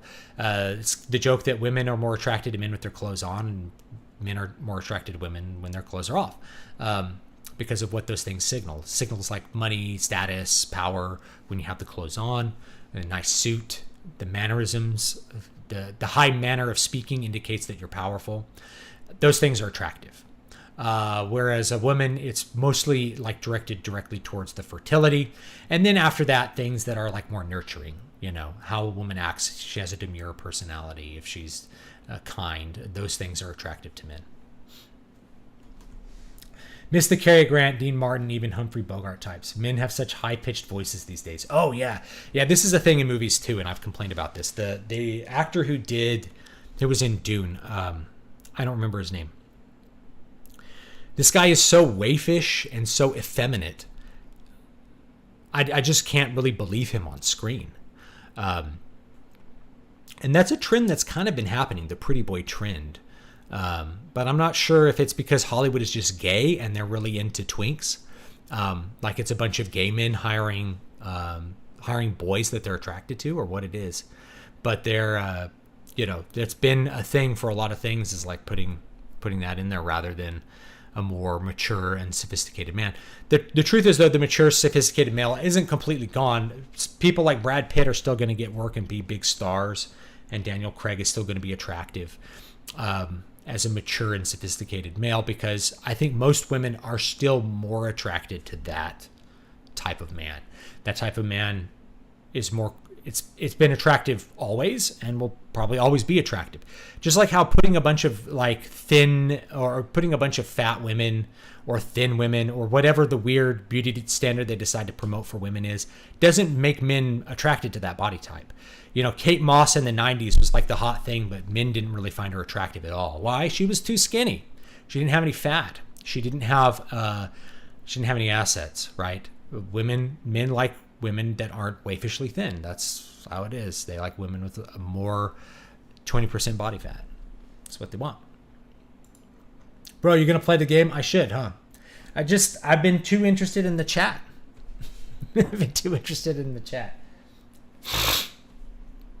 Why is Blade Runner so different from the book? I think because Ridley Scott wanted to make a different film than what the book was. I think Philip K. Dick's stories are kind of difficult to adapt because of all the like deep layers that are in there. And I think Ridley Scott just wanted to make more of a mystery movie. He wanted to make a cop catching bad guys movie and make it sci-fi. I think it works. I think it's a really good movie, but it's pretty different from Do Androids Dream of Electric Sheep, which is more about the concepts of like what it means to be human and things like that. So Philip K. Dick tends to through the story explore those deeper questions about like what humanity is. And you can't always do that in a movie. The point of a movie is to tell a story. And so sometimes you just do that. You tell a story. All right, let's beat this guy up. See where we were. Okay. I am so tired today.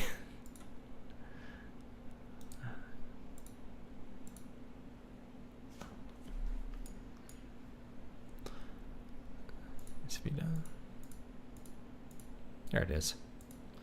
Pretty cool that I can like, the PS Vita could have been the Nintendo Switch.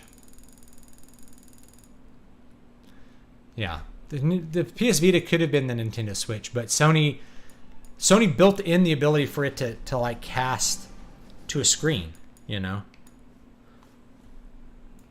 They built it in, but they didn't enable it in software. So you have to hack it to enable it. Like, they could have had a dock for the Vita, put it in, goes on the TV. Would have been brilliant. But then someone might not have bought a PS4. So they weren't going to do that.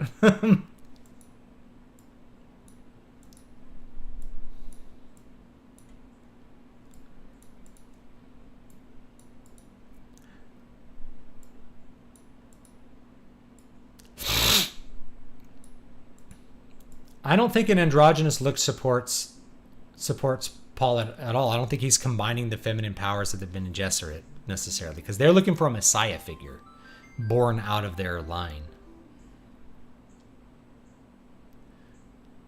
I don't think it does, personally. I don't get that from the books, I should say. I don't get it from the books. Either from him or like Leto II. You know, the God Emperor of Dune. I mean, you're welcome to think that maybe the androgynous look looks better, though. I mean, everybody's different, has a different view of it, but I never saw Paul as like a. And when I think of like a combat savvy guy, I don't think of that. I think I need to go back in the submarine here. What do we need to do? Let's blow this up. I've got a little windowed projector here, so I can play this at scale. Pretty cool. Real women have curves. Well, what men are classically attracted to with women is a modest body fat percentage.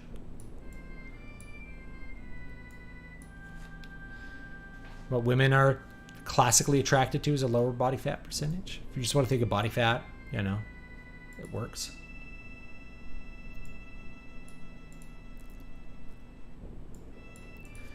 I think he's effeminate. I also couldn't understand anything he was saying in the movie because he's just whispering the whole time and not enunciating, and I can't understand the dialogue. I had to turn on subtitles even with it cranked, which I guess is a problem. I think it may have to do with the way they mix things now. They just don't like have people speak into microphones anymore. Whatever. You could think he's boyish, not effeminate, but I think he's effeminate. I mean, he strikes me as like, I mean, I should say like he looks and sounds like someone from West Hollywood. If you know anything about West Hollywood, I don't need to say anything more than that. What am I looking for?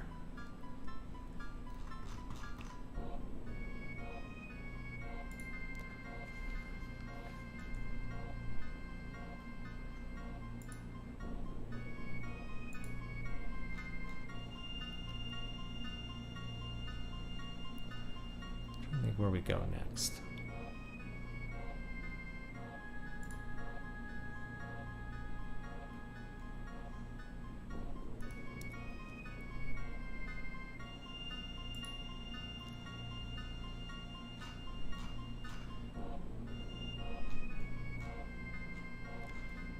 Sorry, I was looking at a walkthrough because I don't remember what I was doing. We do the submarine fight.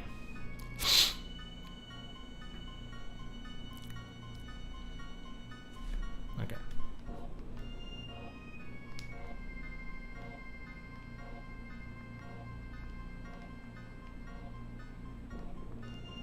Here we go. I mean, in the books, the guy playing him in the movie definitely looks like a typical YouTuber. Oh, I see what you mean. Yeah, I see what you mean. Oops.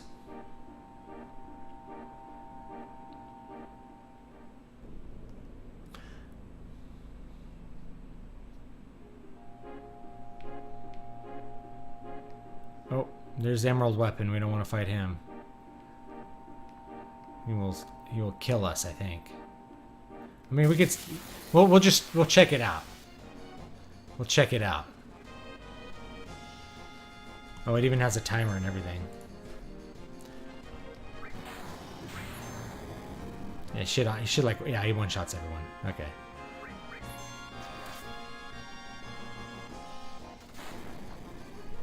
There we go. Game over. Oh, there's a great video from Vox called Why We All Need Subtitles Now that explains why so many modern movies have hard to understand dialogue. Yeah, I think I watched that, and it explains a lot of things, like the way they mix it, the way that people talk now. They mix everything really loudly. I remember saying that in Star Wars, and people are like, "Arr!" I'm like, dude, it's like so maximized. You can't. There's no loud and no soft anymore. Everything's just loud the whole time. It gets to be annoying.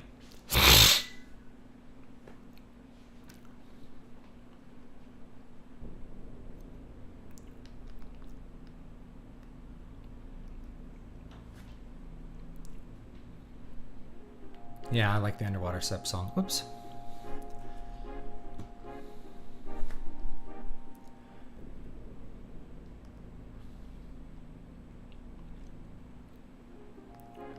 I'm gonna go find the sub wreckage. Somewhere here. I always thought this part was cool, kind of just going through the water. Nice music here. So you hacked your PS Vita, is that how you're streaming this? Yep, it's on my Vita. You can even hook it up to your TV with a Raspberry Pi. It's pretty cool.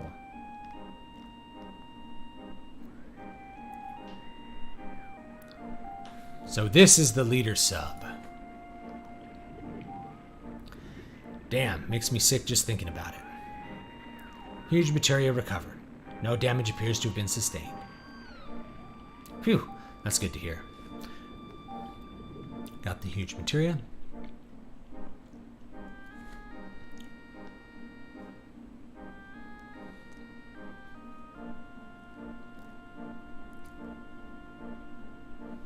All right.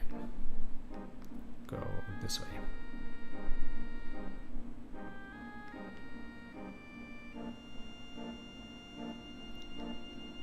There is a key we may need to pick up here.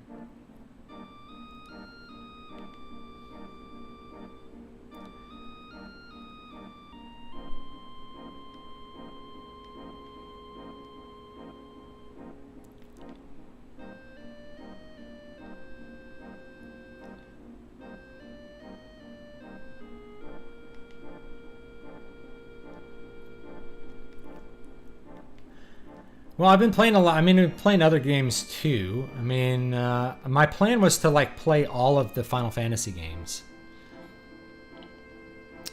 and then like do like a bunch of content on them. I haven't done that yet, so I would like to do the remaster of 8 because I never finished Final Fantasy 8, so that one would be kind of a new experience. Whereas this one I've played through before. I've played this game before.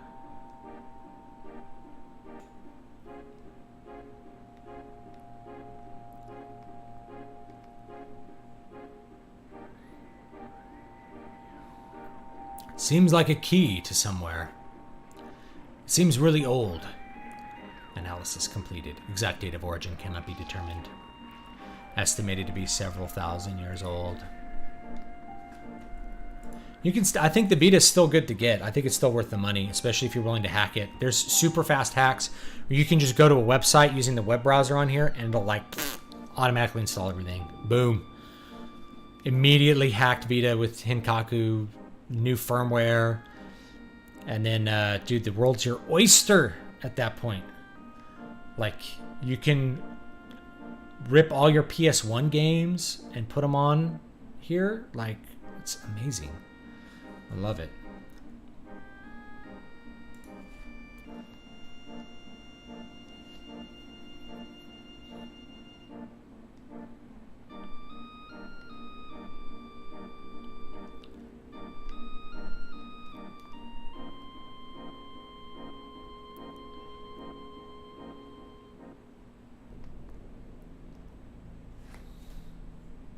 Tenet was a weird experience because of the bad audio mixing. I feel like that's like a lot of the movies, and people are like, well, you can't hear anyway. I'm like, I guess there's a point to that, right? My hearing is not great. Do I need to go in here? I don't think I do.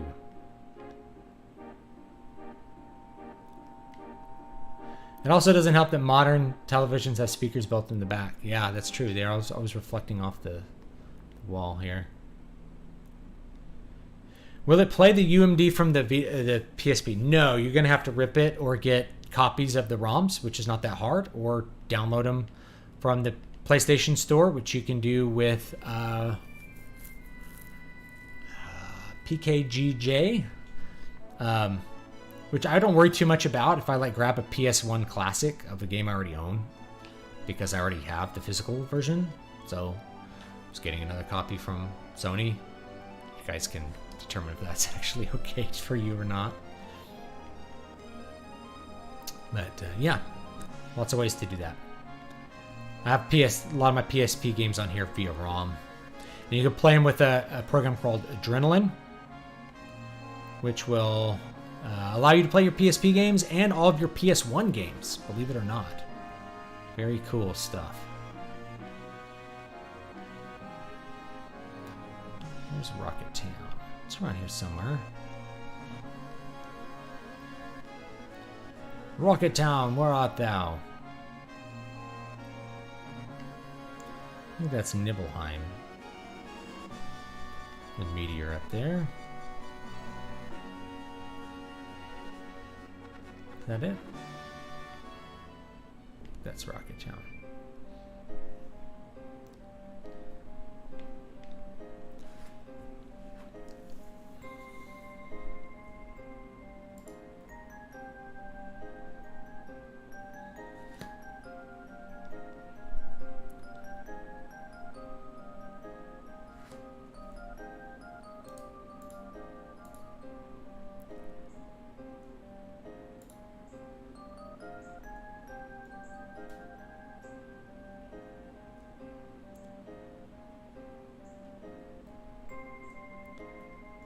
I'm just looking up some side quests here.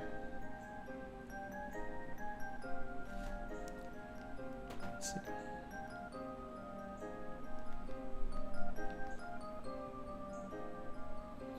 A gun is a man's weapon.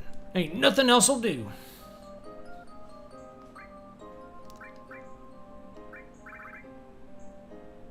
Safety bit.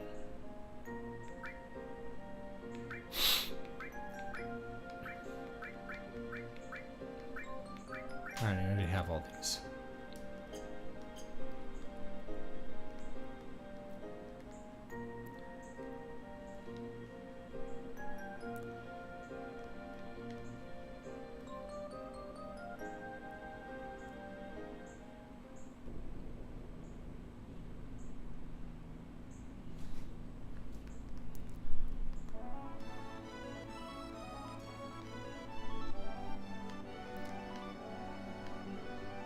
I think there's something else I missed with the sub. A little area that has some extra stuff. So I'm gonna go check it out.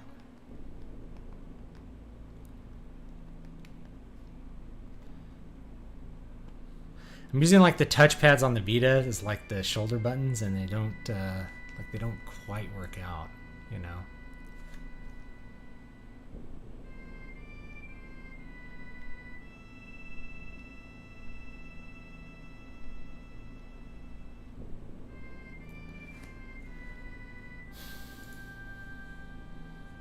Yeah, if you watch older movies, you'll hear and understand every line. I watched The Two Towers last night. And even that one has some, like, mumbling here and there. Viggo Mortensen, he's usually pretty good. But he sometimes mumbles. But it's good. It's like I can hear all the actors. They generally speak their lines very authoritatively. I rather like it.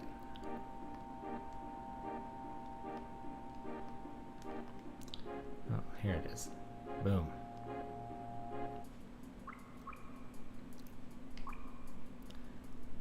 This has some like stuff in it. This is the Shinra's Gelnica type airplane. I wonder why it went down here.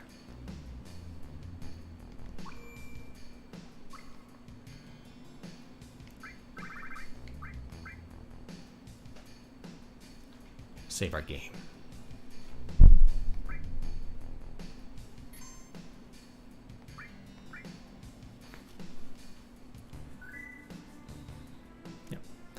So I highly recommend hacked Vita, whether you have the Model 1 or the Model 2. This is a Model 2, which is a little slimmer and has really good battery life. Really good battery life.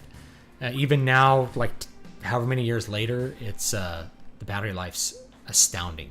You can play games all day with this thing. I think the Vita 1, the 1000 model, has a better screen. It has an OLED. But most of those you get now may have, the OLED just may not be in as good a condition because it's been used. There's a lot of them you can get from Japan for like $100, $120, and it's definitely worth the price, in my opinion, even at $100. Because there's so much software you can play. There's so much software that's Vita specific. There's so much you can run on it. It's such a great hackable system. Again? We just seem to keep running into each other lately. There were weapons and materia developed solely to destroy Sephiroth. But it was attacked by weapon and sunk to the bottom of the sea. I can't give you what's here. We'll take out Sephiroth. I guess this is our last meeting. I won't let you get in our way.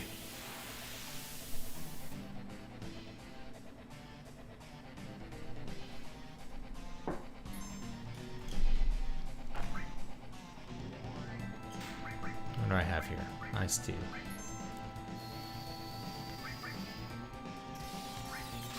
I have a regen. Alright, we'll do both three.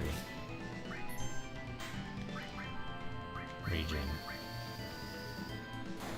I need to do Cure 2 already.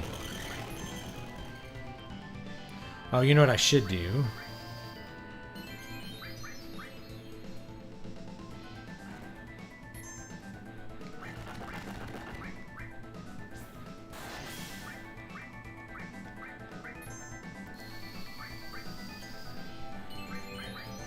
Yeah, Death Blow hits. I think I can hit with 100% with Death Blow right here.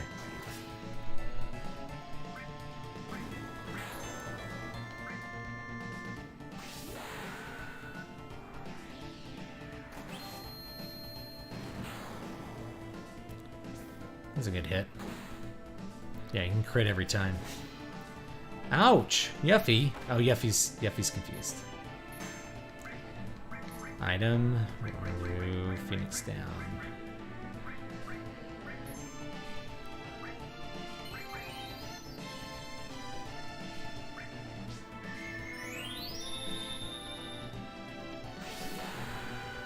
I await your PS Vita hacking guides. Well, there's a really good one. Blaine Locklear has a good channel with lots of PS Vita hacking guides.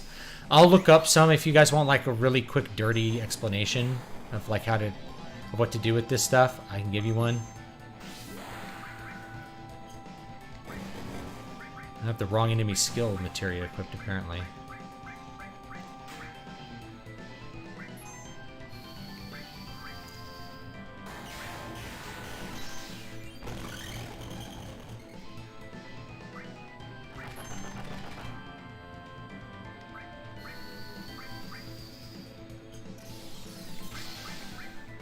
Let's do regen.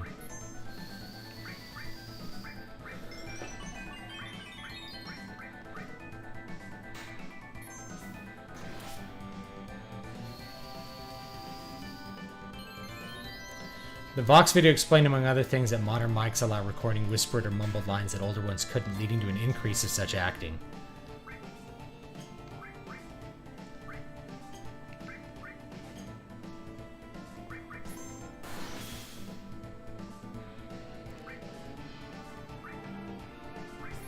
Death Blow.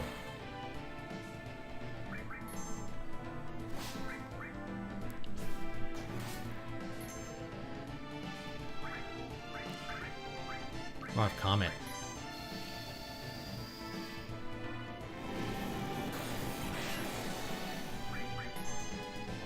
Rude. Ah, gotta go. Later. Chumps.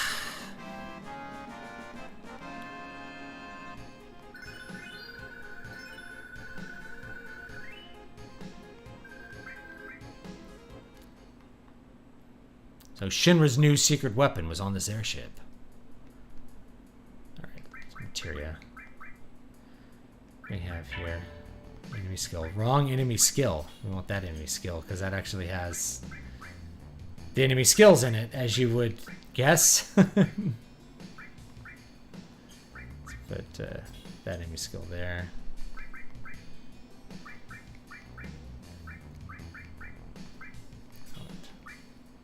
Oh, I have Ultima and Comment. Yeah.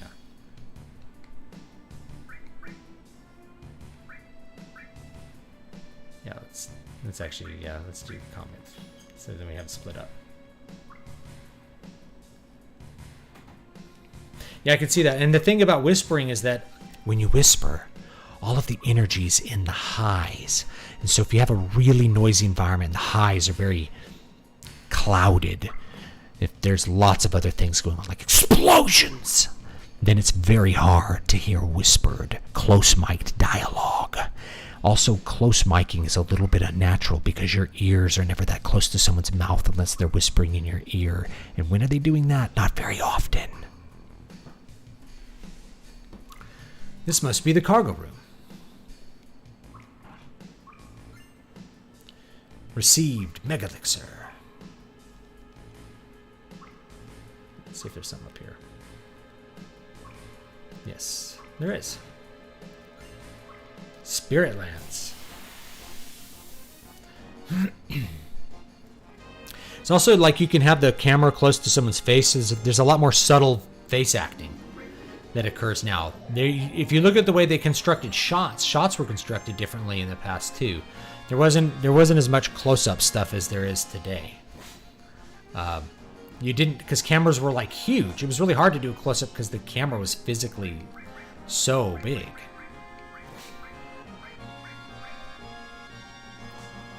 Ouch. Yeah, maybe we're gonna die right here. That's gonna be funny. Can I run away? Let's hope. I'm gonna have to do this boss fight again, aren't I? Shoot. That's it. I'm gonna have to do the boss fight again. Lovely.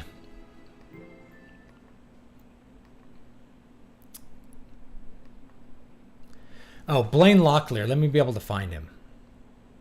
Will Sony be able to detect if you connect online? I don't think so. I mean, well, you can still connect to PSN. Which I do. I know Nintendo tends to brick such systems.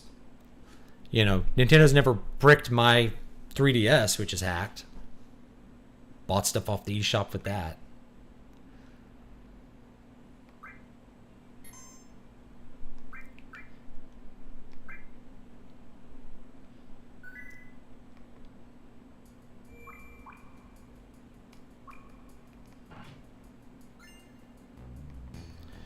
Heaven's Cloud. I don't know if that's a...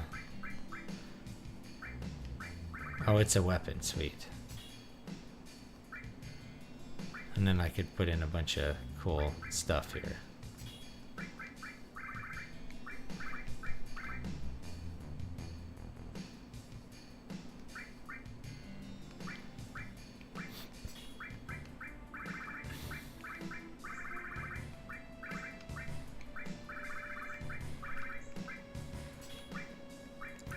Not sure what to put in here. Luck Plus. Seems like a good one.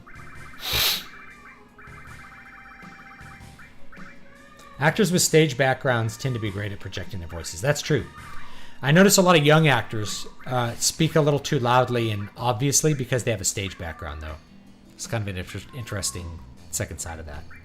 Exit, just in case here. All right, let's go in here. We'll fight the boss again, and then we'll save.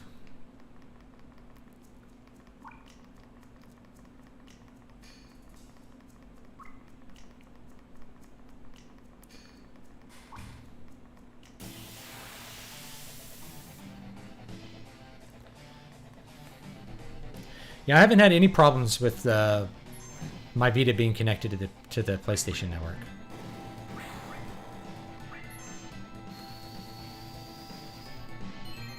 Oh, I healed them. Well, that works. There's that big guard.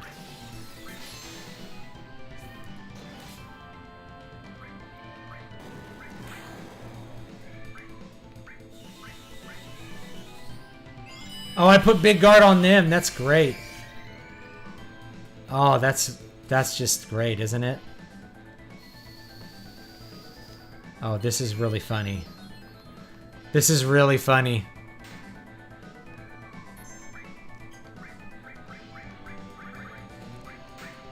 I put big guard on the enemies.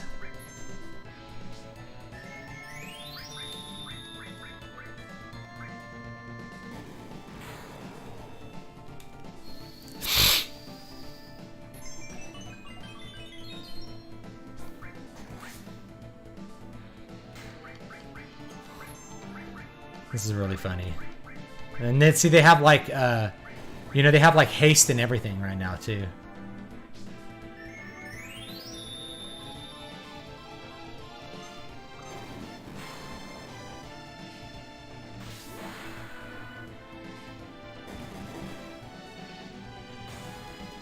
Yeah, it didn't hit for crap because they have that shield on.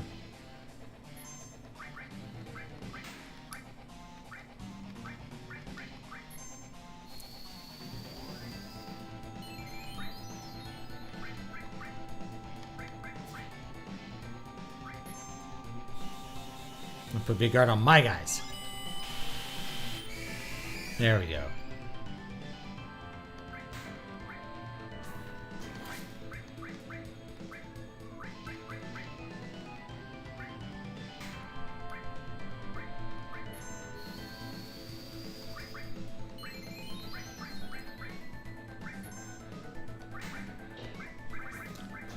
What do we got here?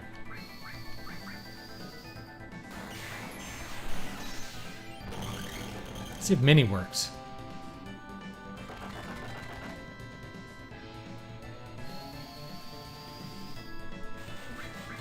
I haven't tried stealing from these guys. You should try it.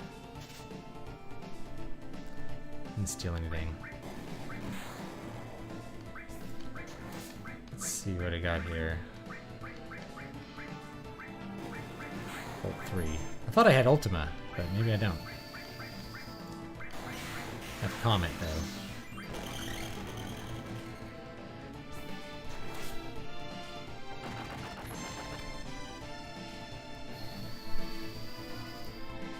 Oh, the Electropod heals Yuffie here.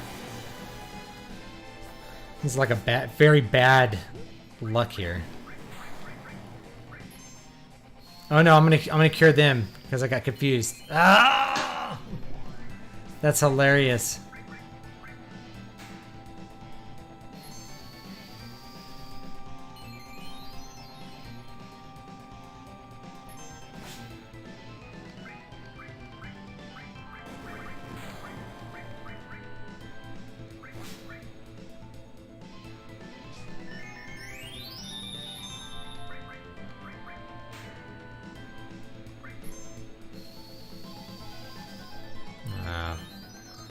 Just missed.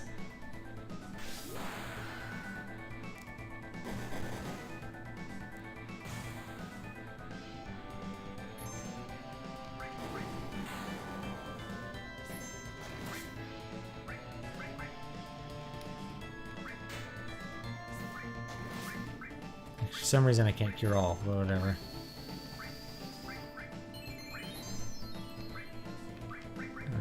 The guard.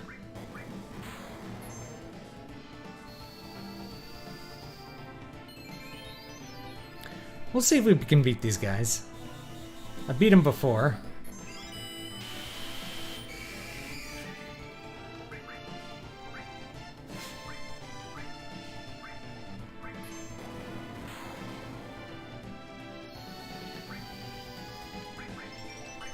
I have a summon in here. Alright, we'll try Phoenix.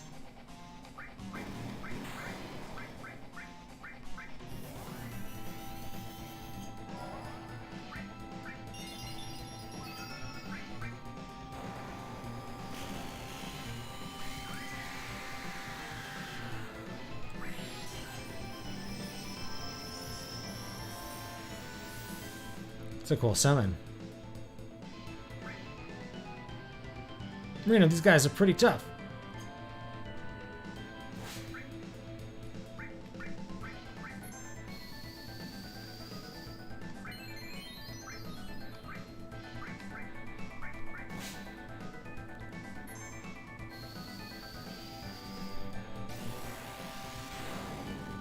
Alright.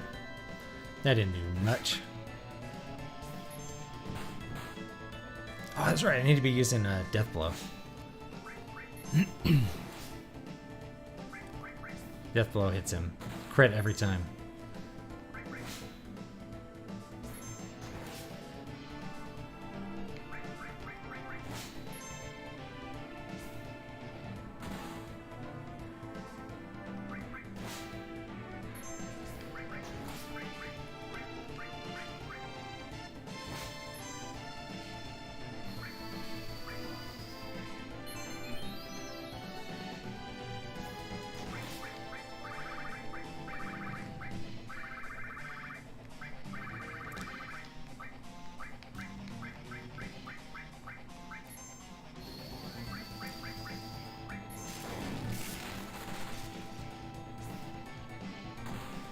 There we go.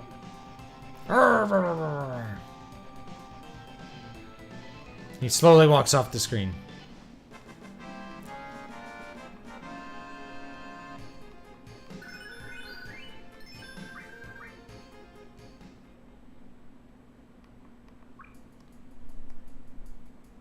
How do I get back to the screen? There it is. I'll use a tint.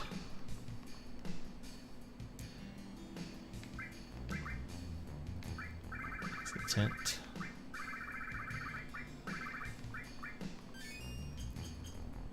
And then we will save the game. I think I'm actually out of time to stream. I think I might go a few more minutes because I started so late on the game. It's like I gotta get through this game, but I keep talking about stuff on every stream.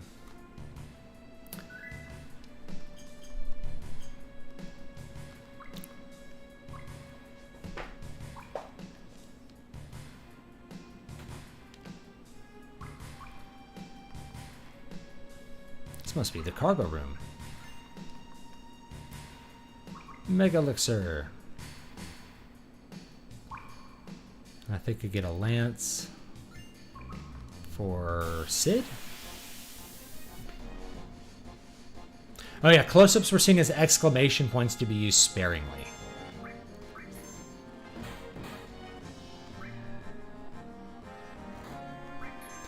Look at the set design from some of the older movies. It's really, really pretty crazy how amazing some of the old set design is.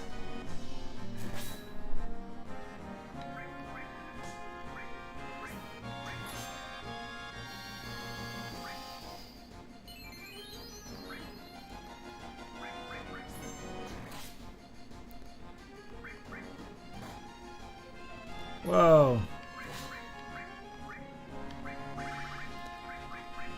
Cover materia is really taking a toll there.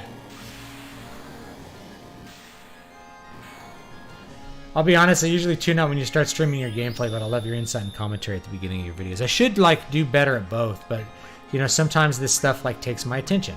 Do you know what I mean? Cloud's dead again. Bye, Cloud. Alright. I'm gonna run out of Phoenix Downs with one mob.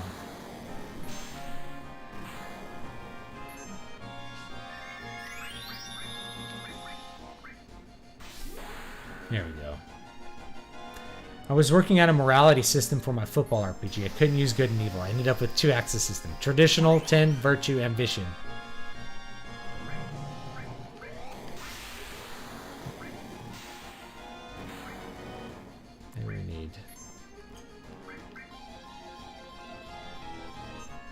Nah, didn't nail it.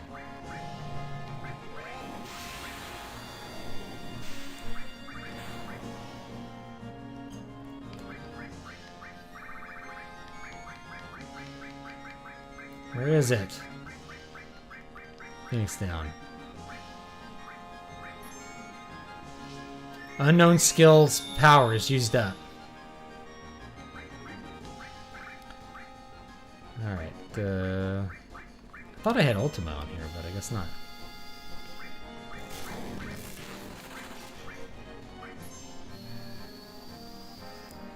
Try Comet. There we go. So this biological creature, how should he attack? Tongue attack. How much damage? 2,000 damage.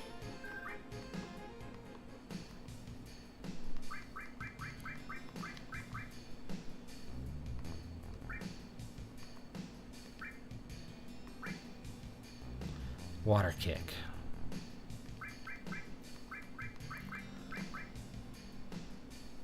Meteor rain. I actually want to keep her on level 1 because the clear tranquil is really useful right now.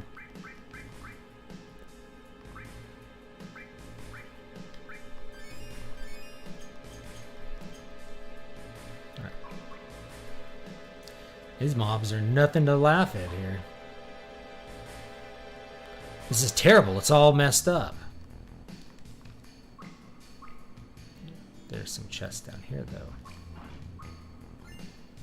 Outsider. What does that do? I don't think it's...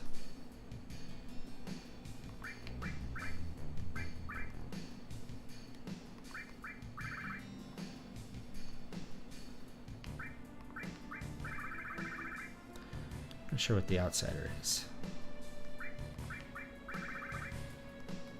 Whatever. Some weapons here. High wind.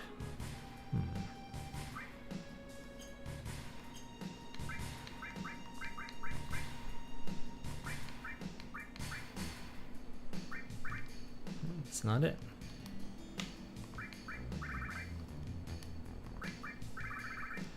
I forgot I have this better weapon, this premium heart.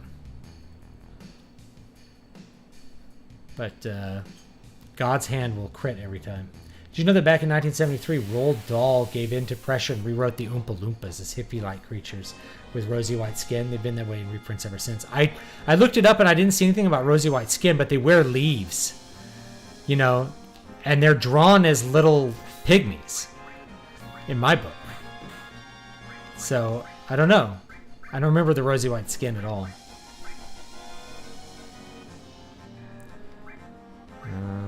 Ice 3. I don't know. Hit him with that.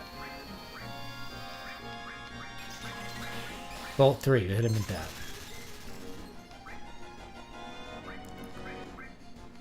Cure 2.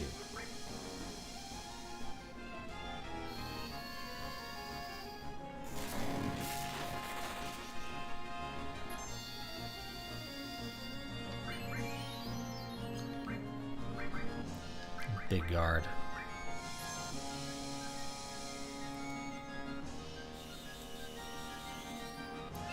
See, I didn't know that, but I have to go look and see just what it was, because I don't know if my version of the book has that. And I thought it was a pretty recent version.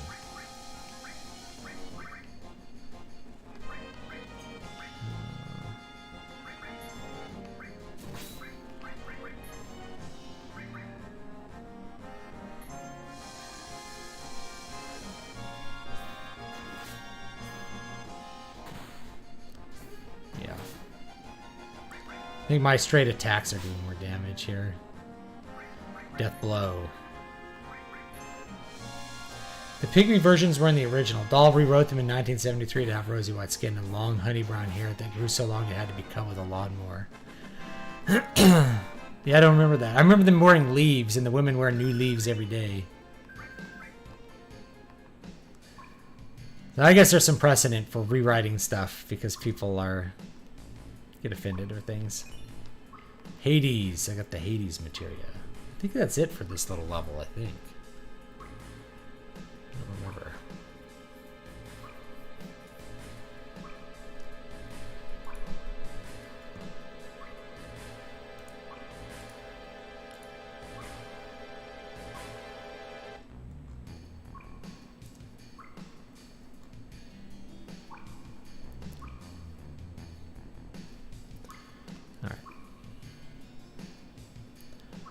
If there's any other rooms here.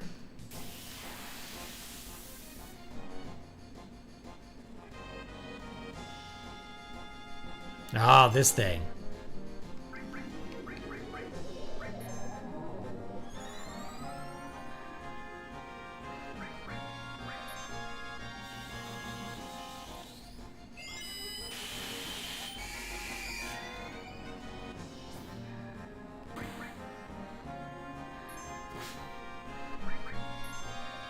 Tentacle!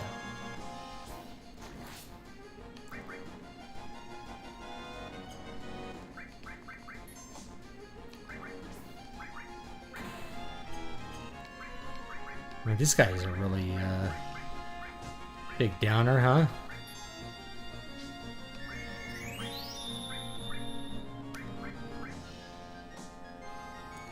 Ah, Cloud.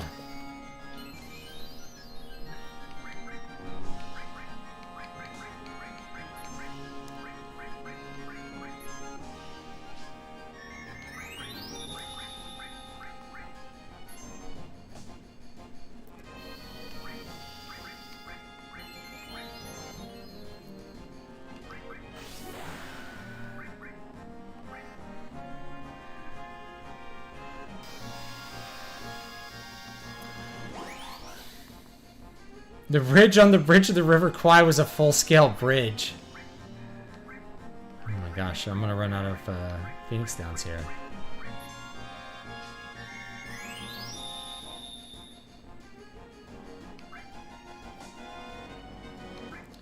Okay, we're gonna have to take cover off of Cloud because it's killing him pretty routinely here.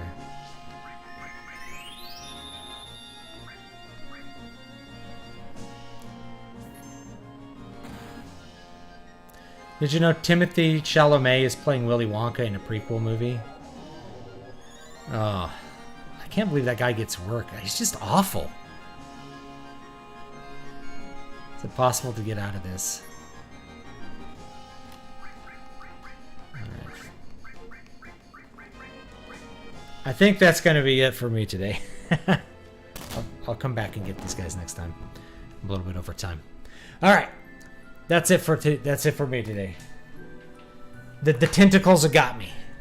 The tentacles have got me.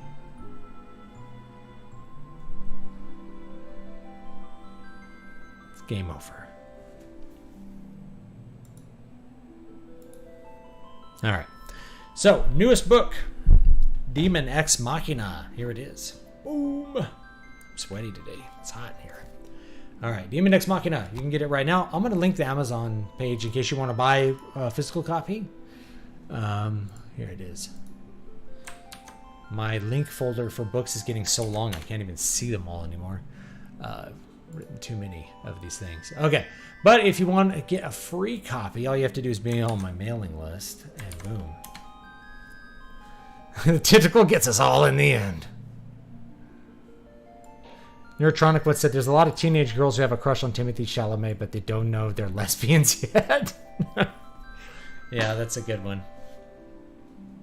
I just can't understand what he says, and he has a completely flat effect. He almost strikes me as like autistic. Like, and that to me doesn't mean good acting. That means like you're not acting. So yeah, I thought he was awful in Dune. Definitely the worst part of that movie. But overall, I enjoyed the movie. You know, I did enjoy the movie. So, all right, I think that's it for me today, guys. I will check you all next time. Have a great one, and see you later.